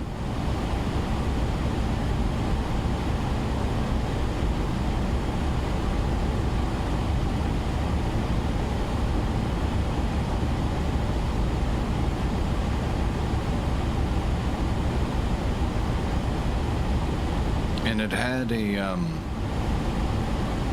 I can't even remember what the airplane was. It was probably just a Cessna 172 emulation, but it also had a World War I mode in it as well. We would fly biplanes and shoot down other planes that looked like Klondike bars on the screen.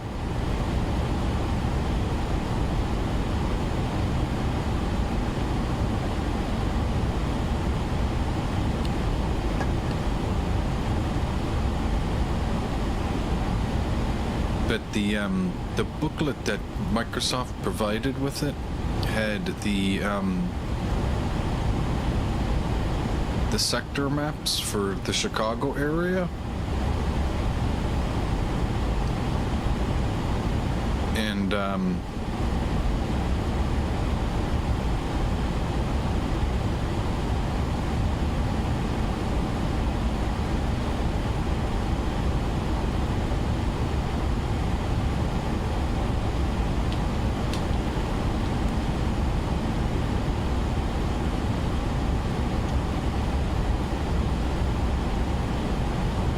it had the it basically was figuring out how to operate an OBS in the cockpit in 1986.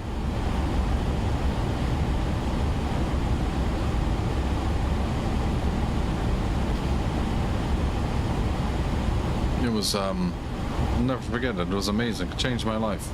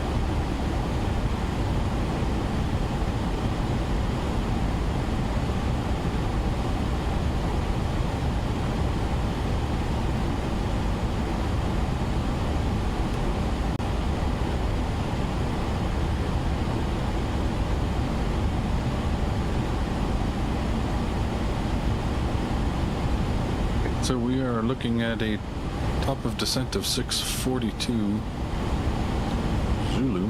Still tracking 707 Zulu to be wheels down on the tarmac.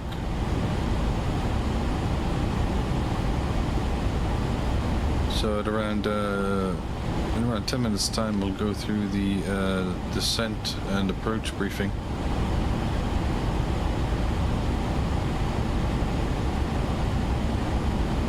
And there was no ATC covering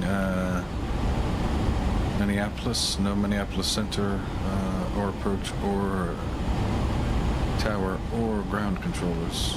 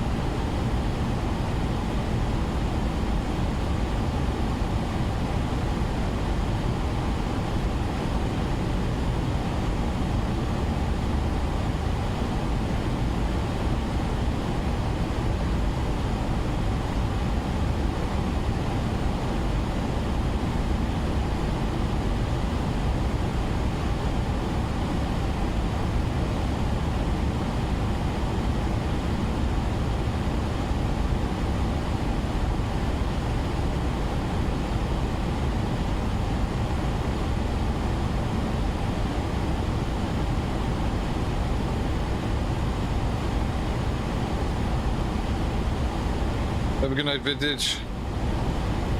Appreciate that. Thanks for stopping by as ever.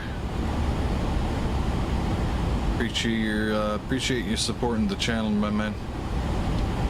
We will see you on the next one, and I will try to catch your next stream now that my schedule is freed up considerably for this week.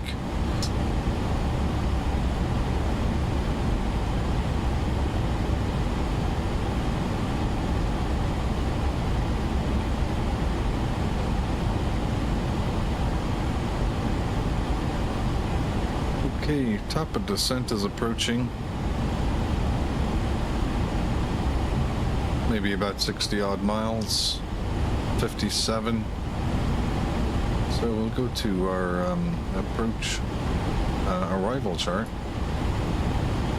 We can kill the Atlanta charts, don't need those no more. As you can see, the route is actually overlaid, it's highlighted, which is quite useful as well. So our first altitude constraint is at OP, flight level 240. We know all of these are set correctly in the flight plan and the FMC. And we'll VNav it all the way down to Apton at a hard 7,000 at 210 knots. And we'll allow the VNav control to be pretty much VNav path all the way down on FMC speed.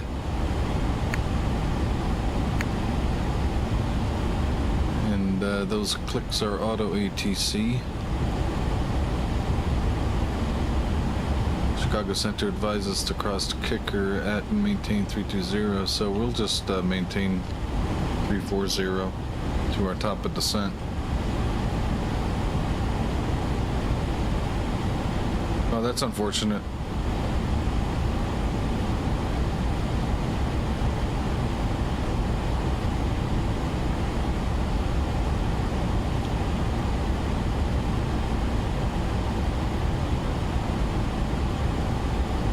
Well, looking forward to see you back online in about a month and a half or so.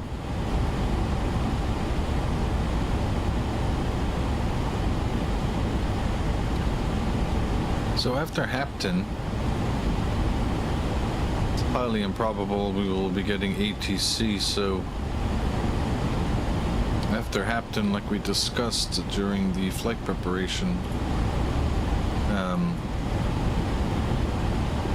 we will make a right turn to probably heading 120, running parallel but opposite our final approach course of 302, and we'll maintain 7,000 for the left downwind portion of the approach. See what the local altimeter is on X-plane right now. 2987. And check that against VATSIM's weather.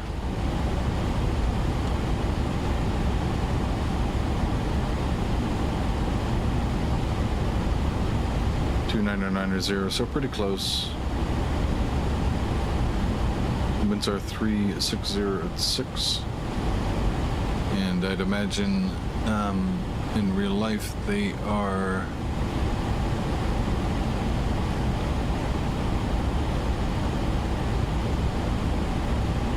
landing on the 300s.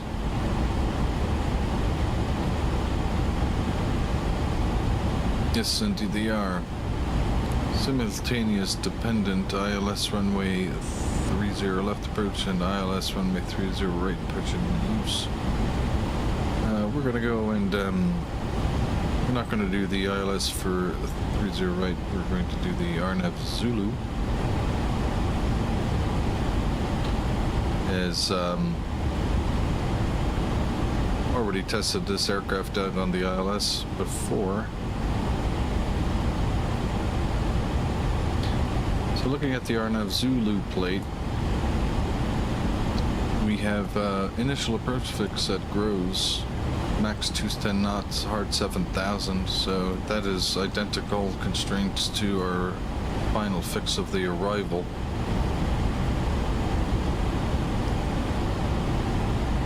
And then we are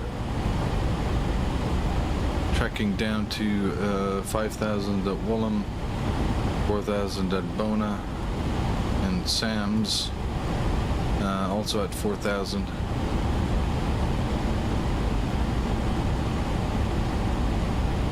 Jacko being the final fix, so by Jacko we have to be fully configured, flaps and gear down for landing and final approach speed.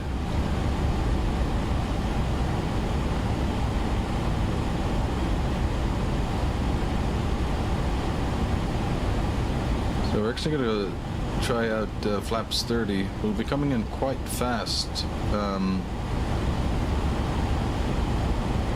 The approach will be wind correction of 5 knots is good. We don't have any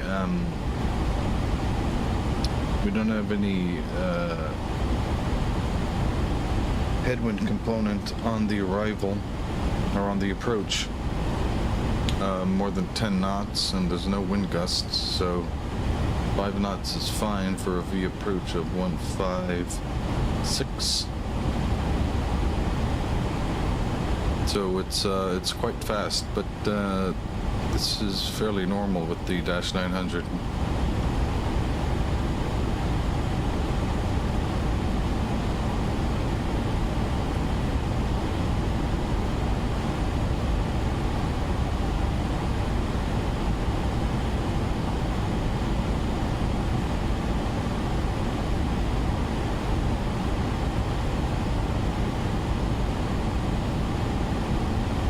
Our missed approach altitude, and missed supposed procedure, is climb on runway heading to 1,300 and then continue climbing in a right-hand turn to 3,000 feet, direct to the Golf Echo Papa VOR and enter a left-hand hold. Gopher VOR.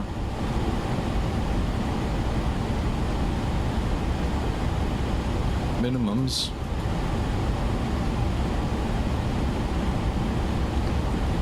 Okay, so we do have LPV capability at 30 right, and we flew the LNAV into Vegas a couple of days ago in the Dash 600.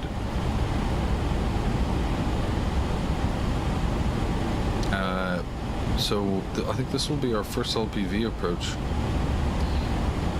So we'll set the target altitude to 240 to capture the constraint at OP.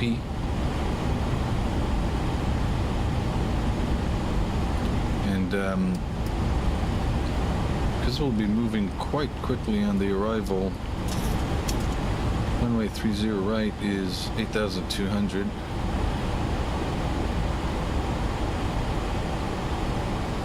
I think we'll probably go with a auto brake 2.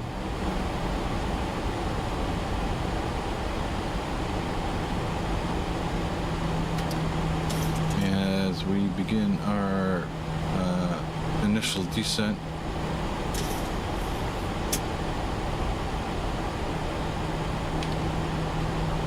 We'll see what the EFB has to offer with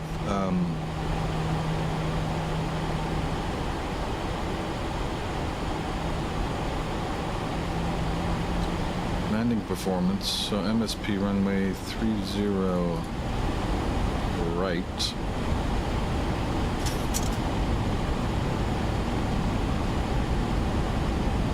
Don't know what the Mach G is really talking about.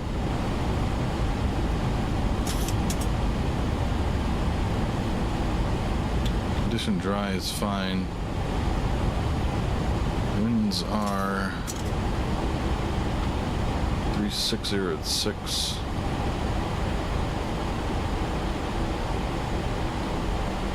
Outside air temperature is 24.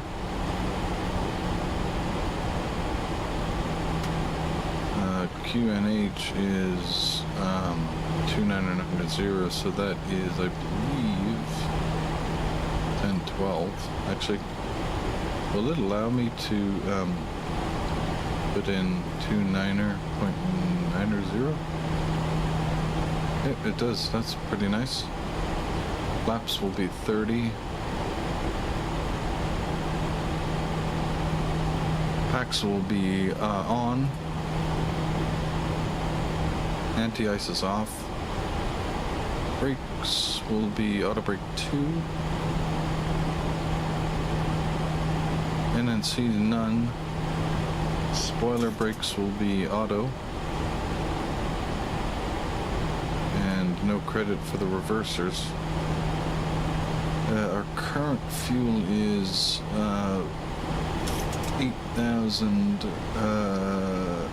9,440, and I'm expecting 8,000, so I'm going to burn another 1,000, so 8,400 on the zero fuel weight of 139.7, so 8,400 is 18.1. That's 148.1.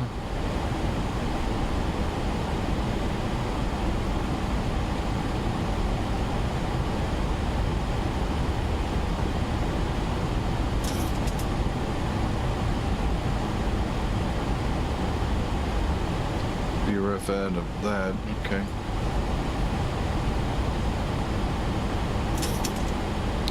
Landing weight 148.1. Is that reasonably consistent with the flight plan? 147.2. Not too far off. Auto brake 2 is 8,221 feet, but this is not considering reversers.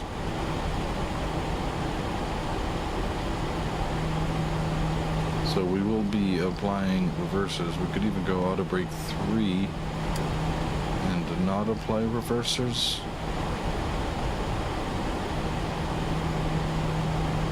That's not showing any difference. I don't know how reliable this performance calculator is. Oh, there it is. Auto brake 3 is 6319.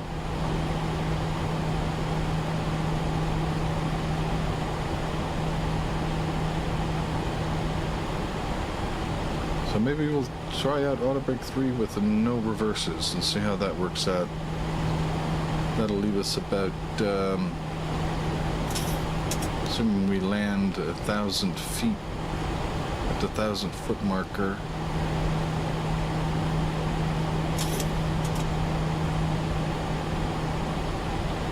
Runway's 8,200, but in all reality, I'm definitely losing at least 1,000 feet probably. So I'm gonna have, say, 7,000 for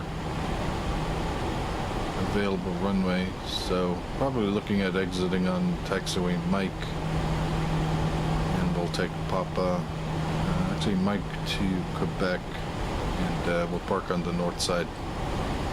1,000 to go. Okay, let's continue. VNAV path is still active, and our next target altitude is 16,000 or above at Lazy.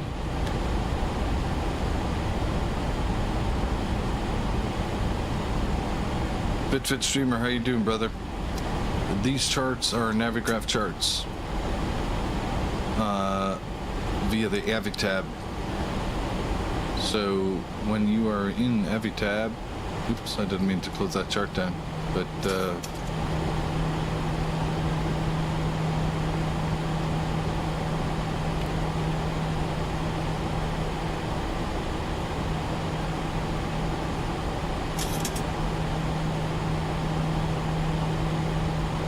can also get it from here.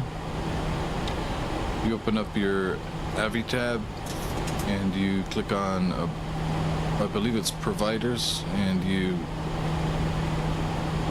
there'll be a tab here where you can link your Navigraph account. And once the Navigraph account is linked, then you go back to the main Aviator tablet homepage and you click on the airports and you put your search in for your airport ICAO code, and you will get your Navigraph charts. So you do need to have a subscription with Navigraph to get the charts.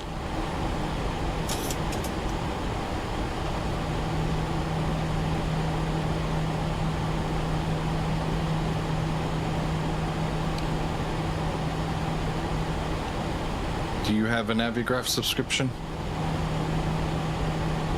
Vid.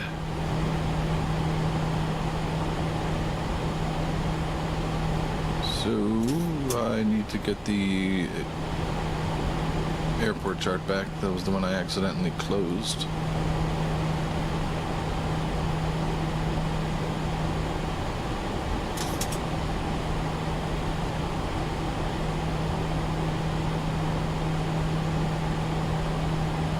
I'll put a link in the chat to Navigraph's website.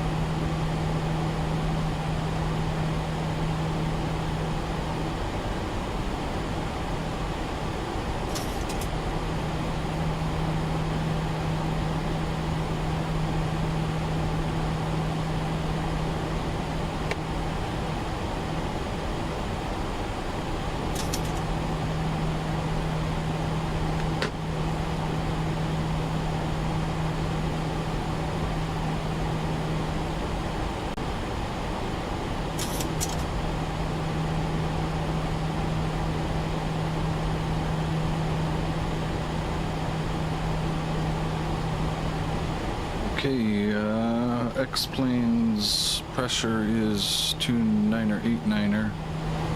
I'm actually gonna go with 29090. It's so close.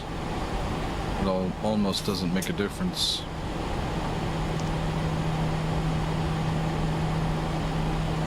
And we'll continue down to Blumen is above 10,000.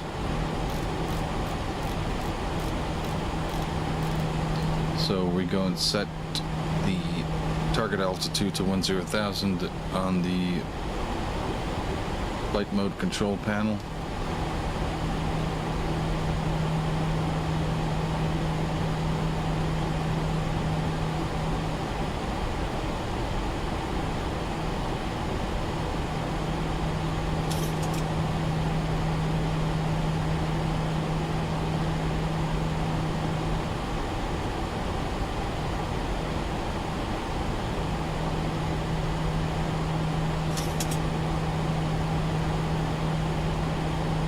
You can also rummage through online.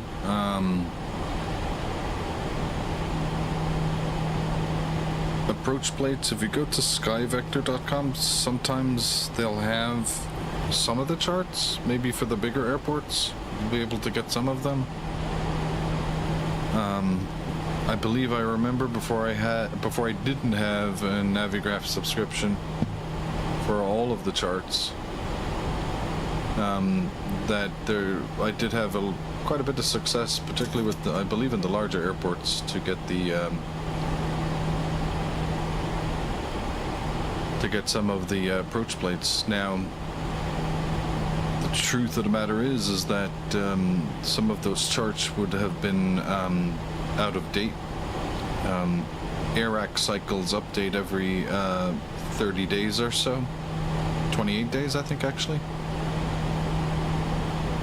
And so the charts actually update with them. But sometimes there's no changes to a lot of the charts, even during the even in the updates every 28 days.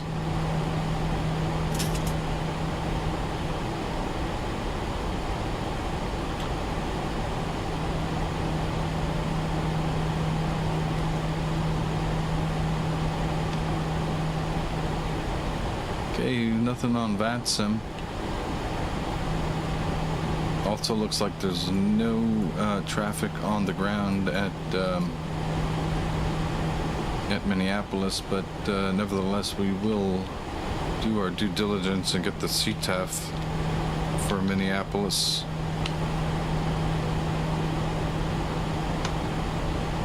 $26.70. We'll put that in the standby radio.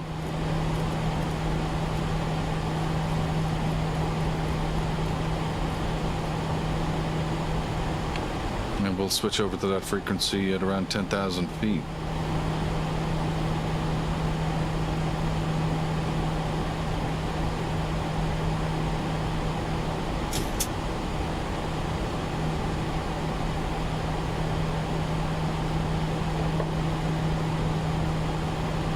And go put our engine mode selectors to continuous now as we approach 10,000. You know what? I never use HUD. I actually have it deactivated on the EFB. I never use HUD. I'm sure if I started using it and started learning how to use it, that I wouldn't be surprised if I would become kind of a HUD guy all the time, but I know it has the benefits of velocity vectors,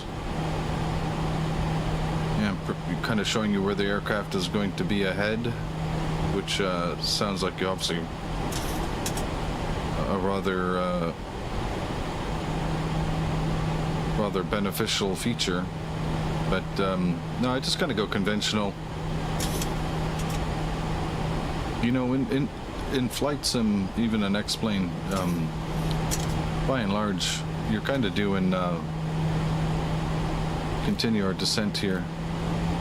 We'll go VNAV now because the flight mode enunciator is in VNAV alt, so we'll go flight level change and re-engage the descent profile. Put the fixed landing lights on, crossing 10,000. And we'll switch over to the CTAF frequency at Minneapolis.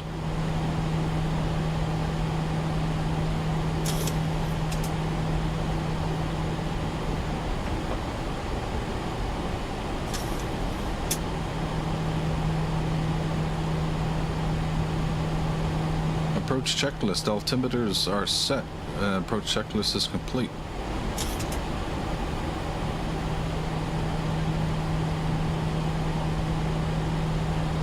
So FMS speed at Hampton is 210. 1,000 to go.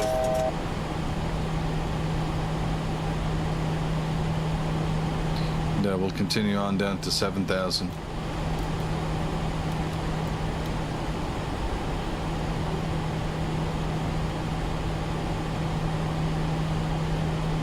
Oh gosh, what's my favorite plane to fly? An X-plane. That, you know what? That is a very difficult question to answer. Sheesh.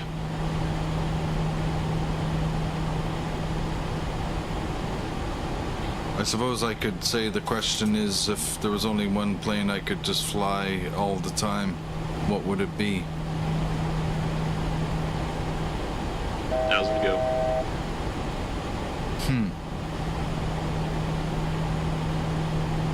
That's a good one.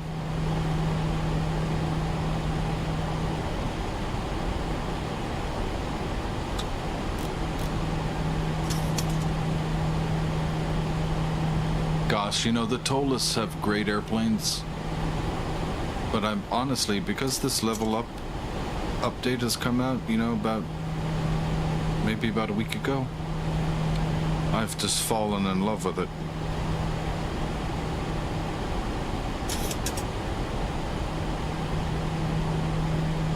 So right now it's the Level Up suite, I would say, is my favorite to fly, honestly.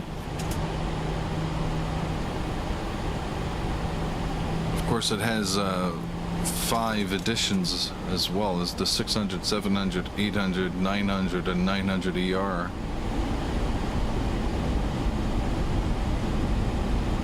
I'm gonna go flaps 1 here.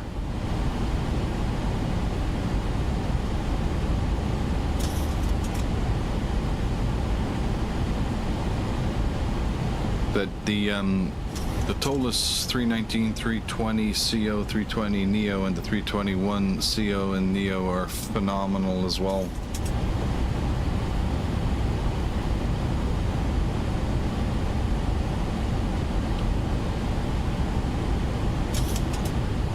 So we're gonna match our heading right now with our current heading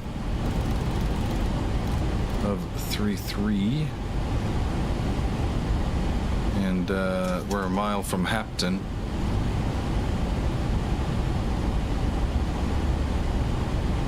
I'm looking forward to it. Heading select.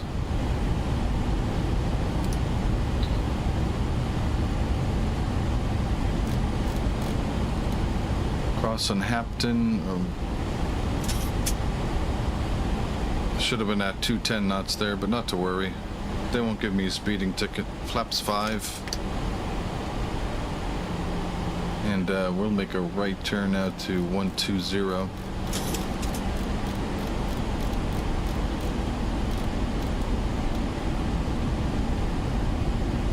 That'll get us parallel to the final approach course, but in the opposite direction.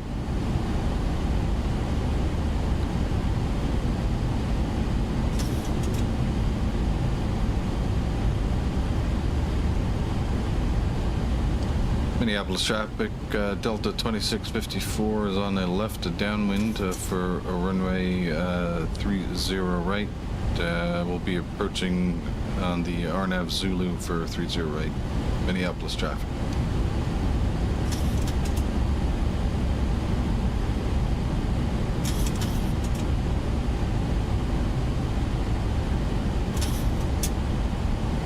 Okay, so we're almost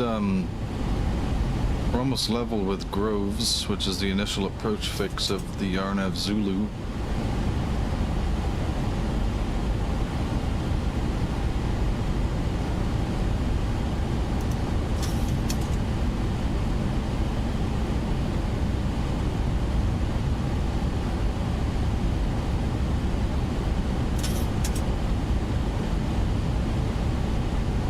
And we'll slow down to 200 knots.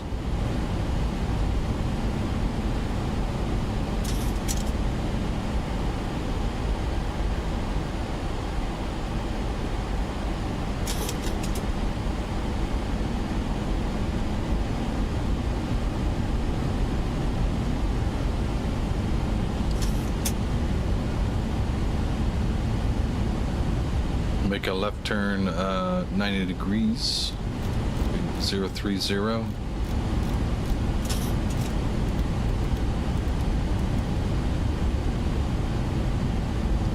Minneapolis traffic, Delta 2654 is making a left turn onto base for runway 30 right for the RNAV Zulu, Minneapolis traffic.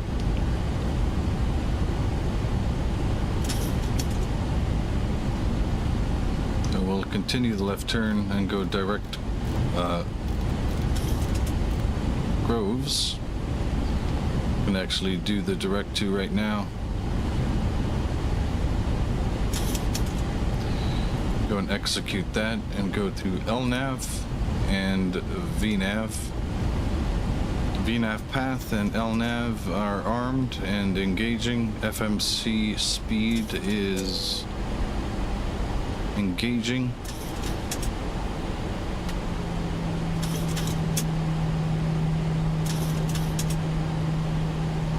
Actually going to disconnect the auto throttle, so I will control the speeds here a little bit more.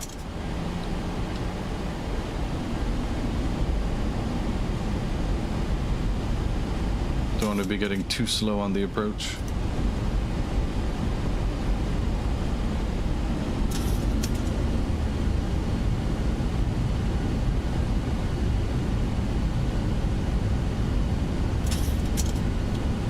So at this stage, we're just going to go and set our minimums, which is 1316.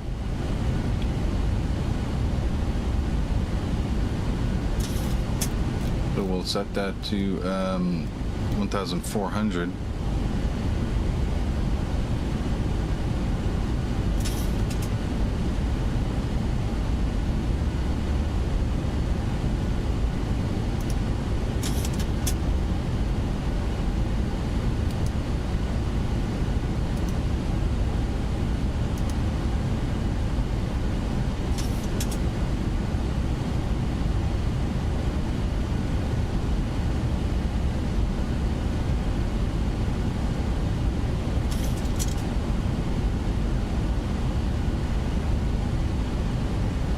Speed intervention, that's correct.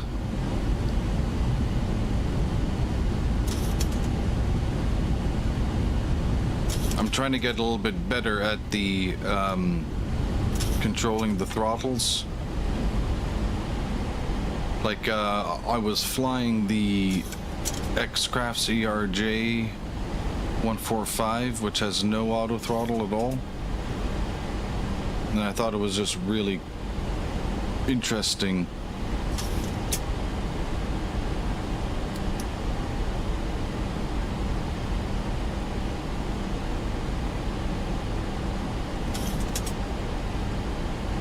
Having that level of dependency.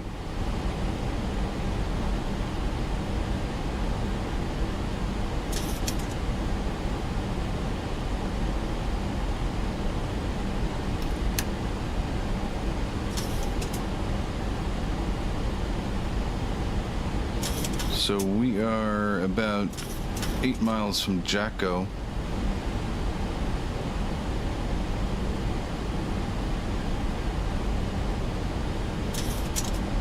Flaps 30 will be final.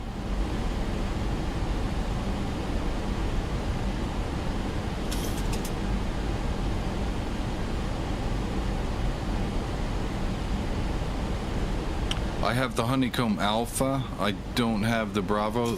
The Bravos are the throttles, I believe. I only have the Honeycomb yoke.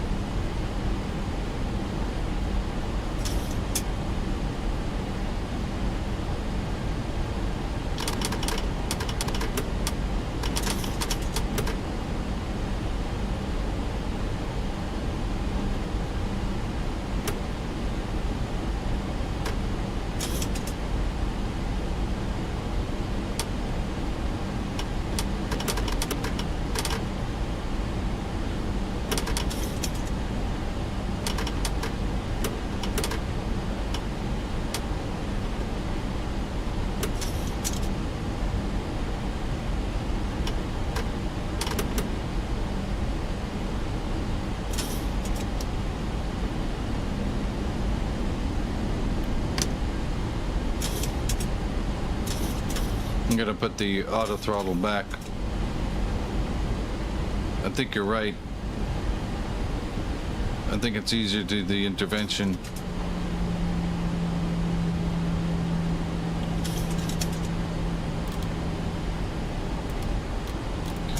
So final approach was 156.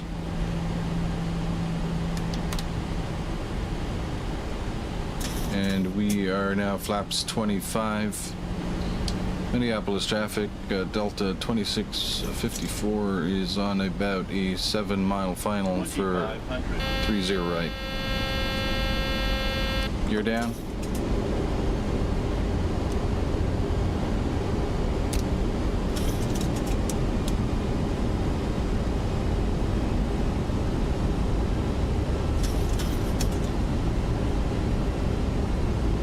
Flaps 30 and that'll be it.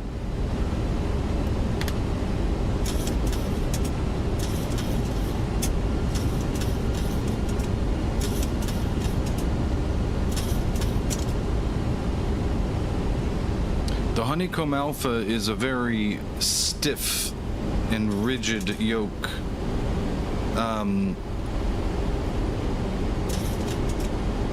With respect to the manipulating the elevator. Ailerons, it's fine. There's very little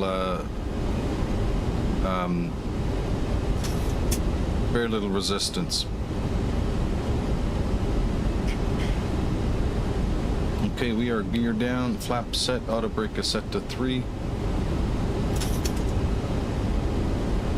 Speed brake is armed. Winds are 5 knots coming off the right.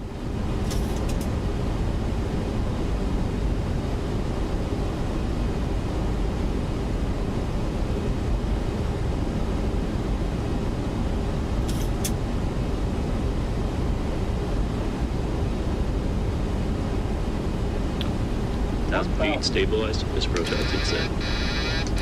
We'll take it in from here, set, go around to 3000.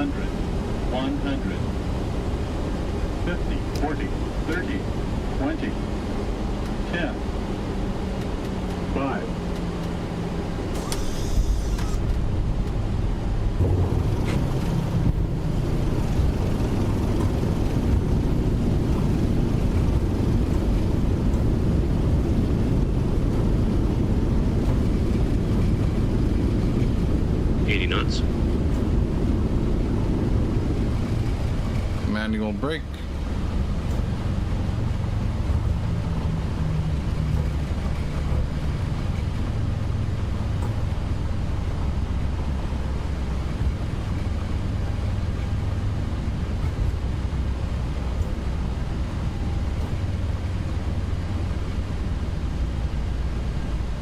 You know, it's a very different feel to the Dash 7 and the Dash 6.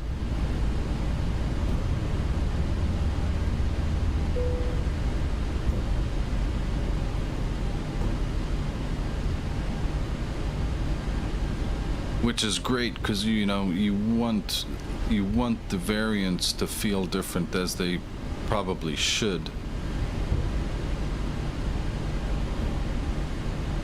So we're off at Papa 9. It's also quite exhilarating coming in at 156 knots via approach. So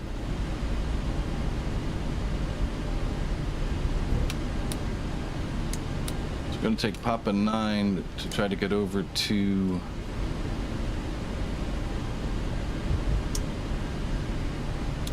Quebec. Let's take a look at our charts here. We'll have to take Papa down and then join Quebec at Mike.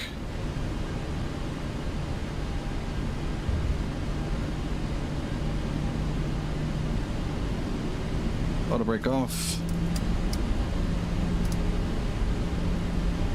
Spoilers, flaps retracted.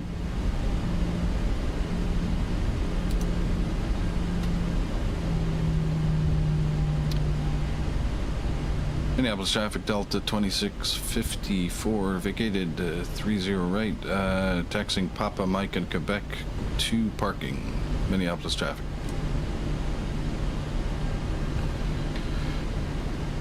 Appreciate that, FitVid. And the reminder that I really should be using speed intervention.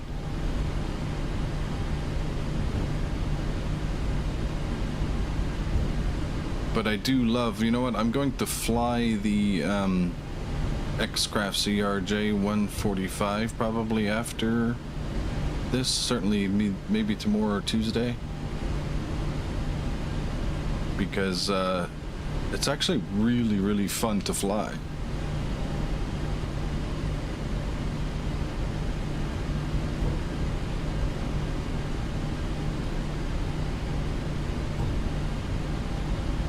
Minneapolis traffic Delta 2654 crossing runway 22 at Quebec. Minneapolis traffic.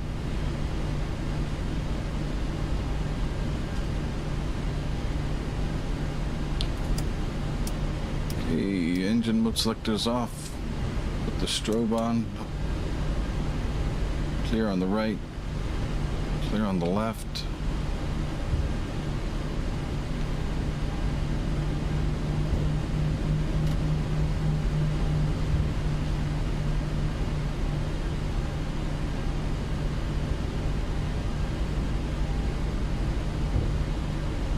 A little bit long on the landing.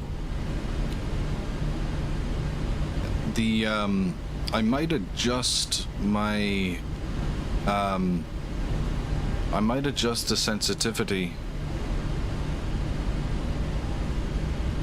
The elevator inputs on the yoke are, because the lever arm between the elevator control surfaces and the center of gravity for the Dash 900 is so long compared to the Dash 8 and the Dash 7, certainly the Dash 6.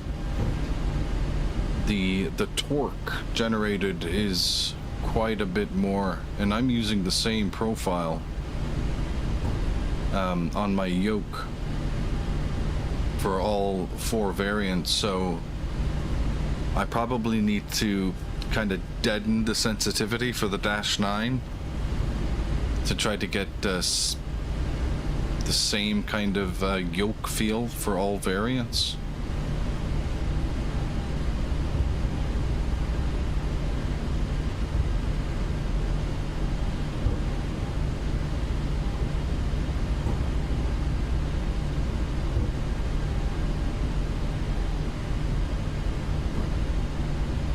The Challenger, hot start.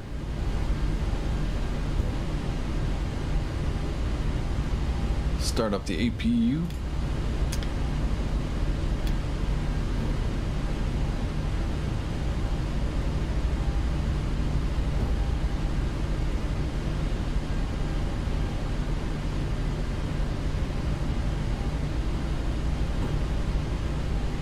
I don't have the landing or approach widget that Shane has, but we'll be able to see what Volanta thought about it.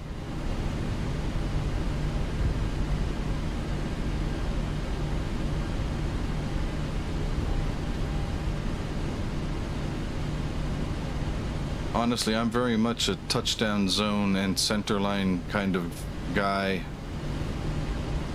Vertical speed is not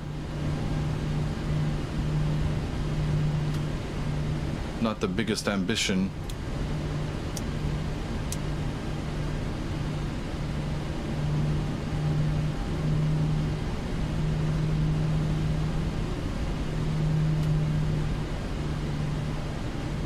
So to me, I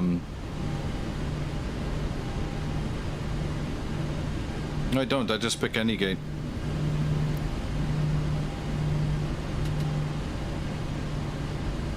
Oh, these are the visual docking guidance systems, VGDS. This is OpenSAM.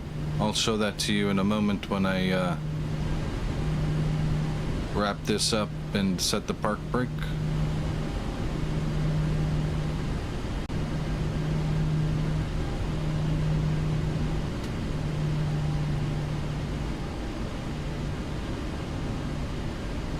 It's really easy to install. It's just drag and drop, honestly.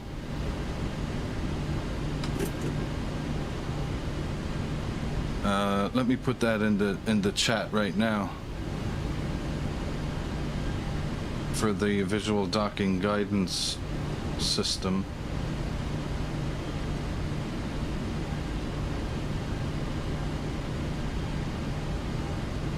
It's you get it from the GitHub. So I'll just send you to the general GitHub page for it, and the instructions are right there for the latest version. And once you do download it, you just unzip it, I believe, and literally just drag the folder. There's two folders. There's a library folder, and then there's the plugin folder. So you drop the you drag the plugin folder and drop into your plugins folder and X-Plane, and you drag the library folder and drag it into your custom scenery folder in X-Plane. And then the next thing you do is, once you've done both of those things, you start X-Plane, and then once you get to the main menu, you shut X-Plane down again and go into your custom scenery folder and open your scenery.ini file, and just make sure that the OpenSAM library is way down at the bottom. There's instructions, I believe, on the GitHub site as well for the installation on the INI file structure. So our APU is giving us good power characteristics, so we'll accept that and shut the engines down.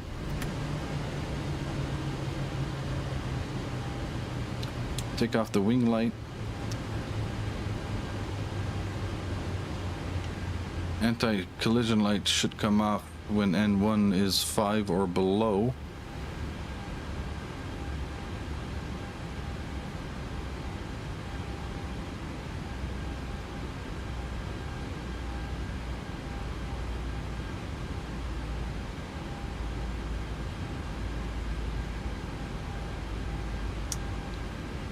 And I believe when the anti-collision light, one of the things that OpenSAM does is when the anti-collision light comes off, the jetway is supposed to, there you go, automatically connect.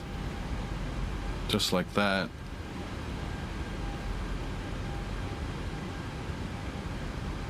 Bear in mind that OpenSAM visual docking guidance systems and animated jetways only work provided that the default airport, or the airport, even if it's a custom airport, but certainly default airports, have those features installed in the WED file for that airport.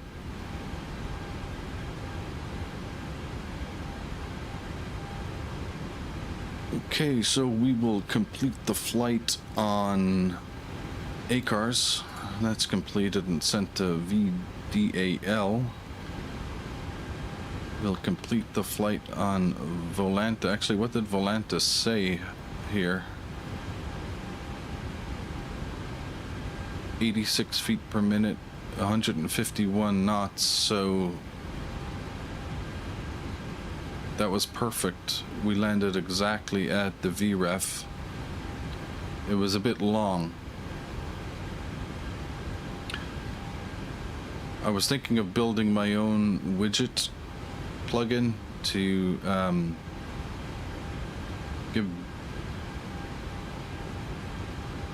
give how far down the threshold and what the centerline deviation was.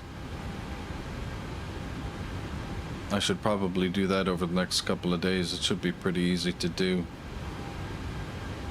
But we'll end the Volanta flight, so that gets logged there.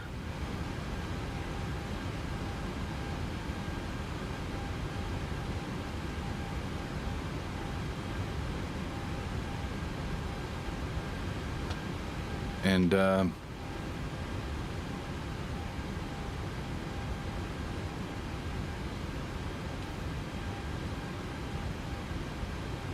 we'll see. I'm building the Discord right now. VidVid. I should have it done in about a week. I only started it about a week ago and then stopped working on it. Where's the tower around here? But, oops. Whoa, whoa, whoa, whoa, whoa, whoa, whoa, whoa. Take it easy.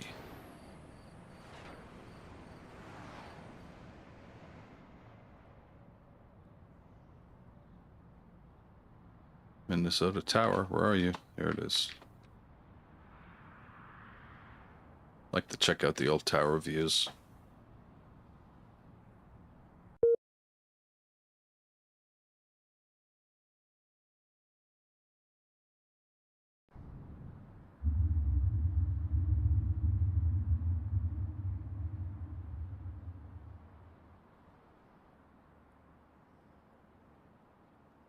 Yeah, you can see the sensitivity on the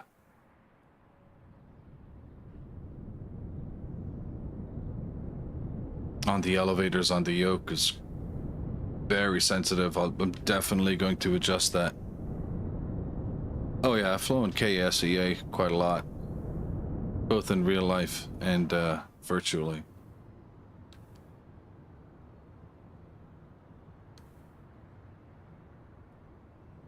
A bit of nose porpoising on the flare there, which was rather unattractive.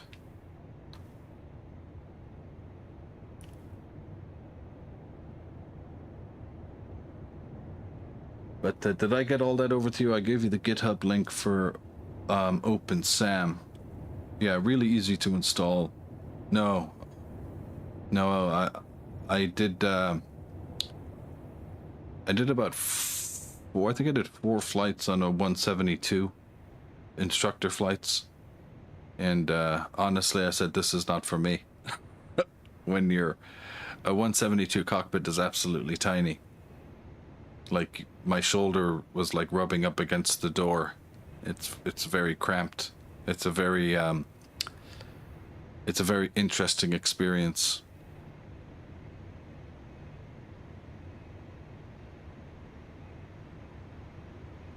Yeah, but to answer your question honestly, at this stage, I mean, with the Level Up issuance of this V2 S1.5, oh my god, I mean, I could just fly these guys all the time. They're great. They're great. Shane has done an unbelievable job on the flight model. And yeah, they're a lot of fun. I flew the Dash 600, I think it was like 2 or 3 days ago. It must have been 3 days ago because it wasn't yesterday. Maybe it was 2 days ago. Maybe it was Friday. And boy, oh boy, it's the same engines as the Dash 900. But like the takeoff weight, I think the aircraft weighs over 50% less than the Dash 900, but with the same engines. It literally, I think I got to around 5,400 feet per minute on the climb out. It's just crazy. It's just crazy. The Dash 600 is crazy.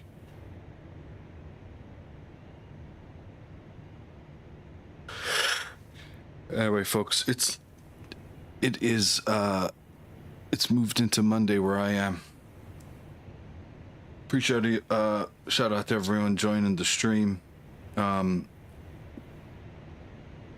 It usually takes around 24 hours before I can chapter these live streams, but I do chapter all of my live streams on the channel so they can be easily navigated to. If anyone wants to go back and look at certain aspects. But thanks everyone for joining the stream. Appreciate it.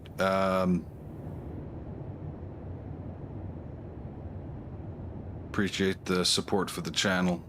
It is a new channel, started in very late May, so glad you could be a part of the stream today and hope to see you again on future ones. Ciao for now.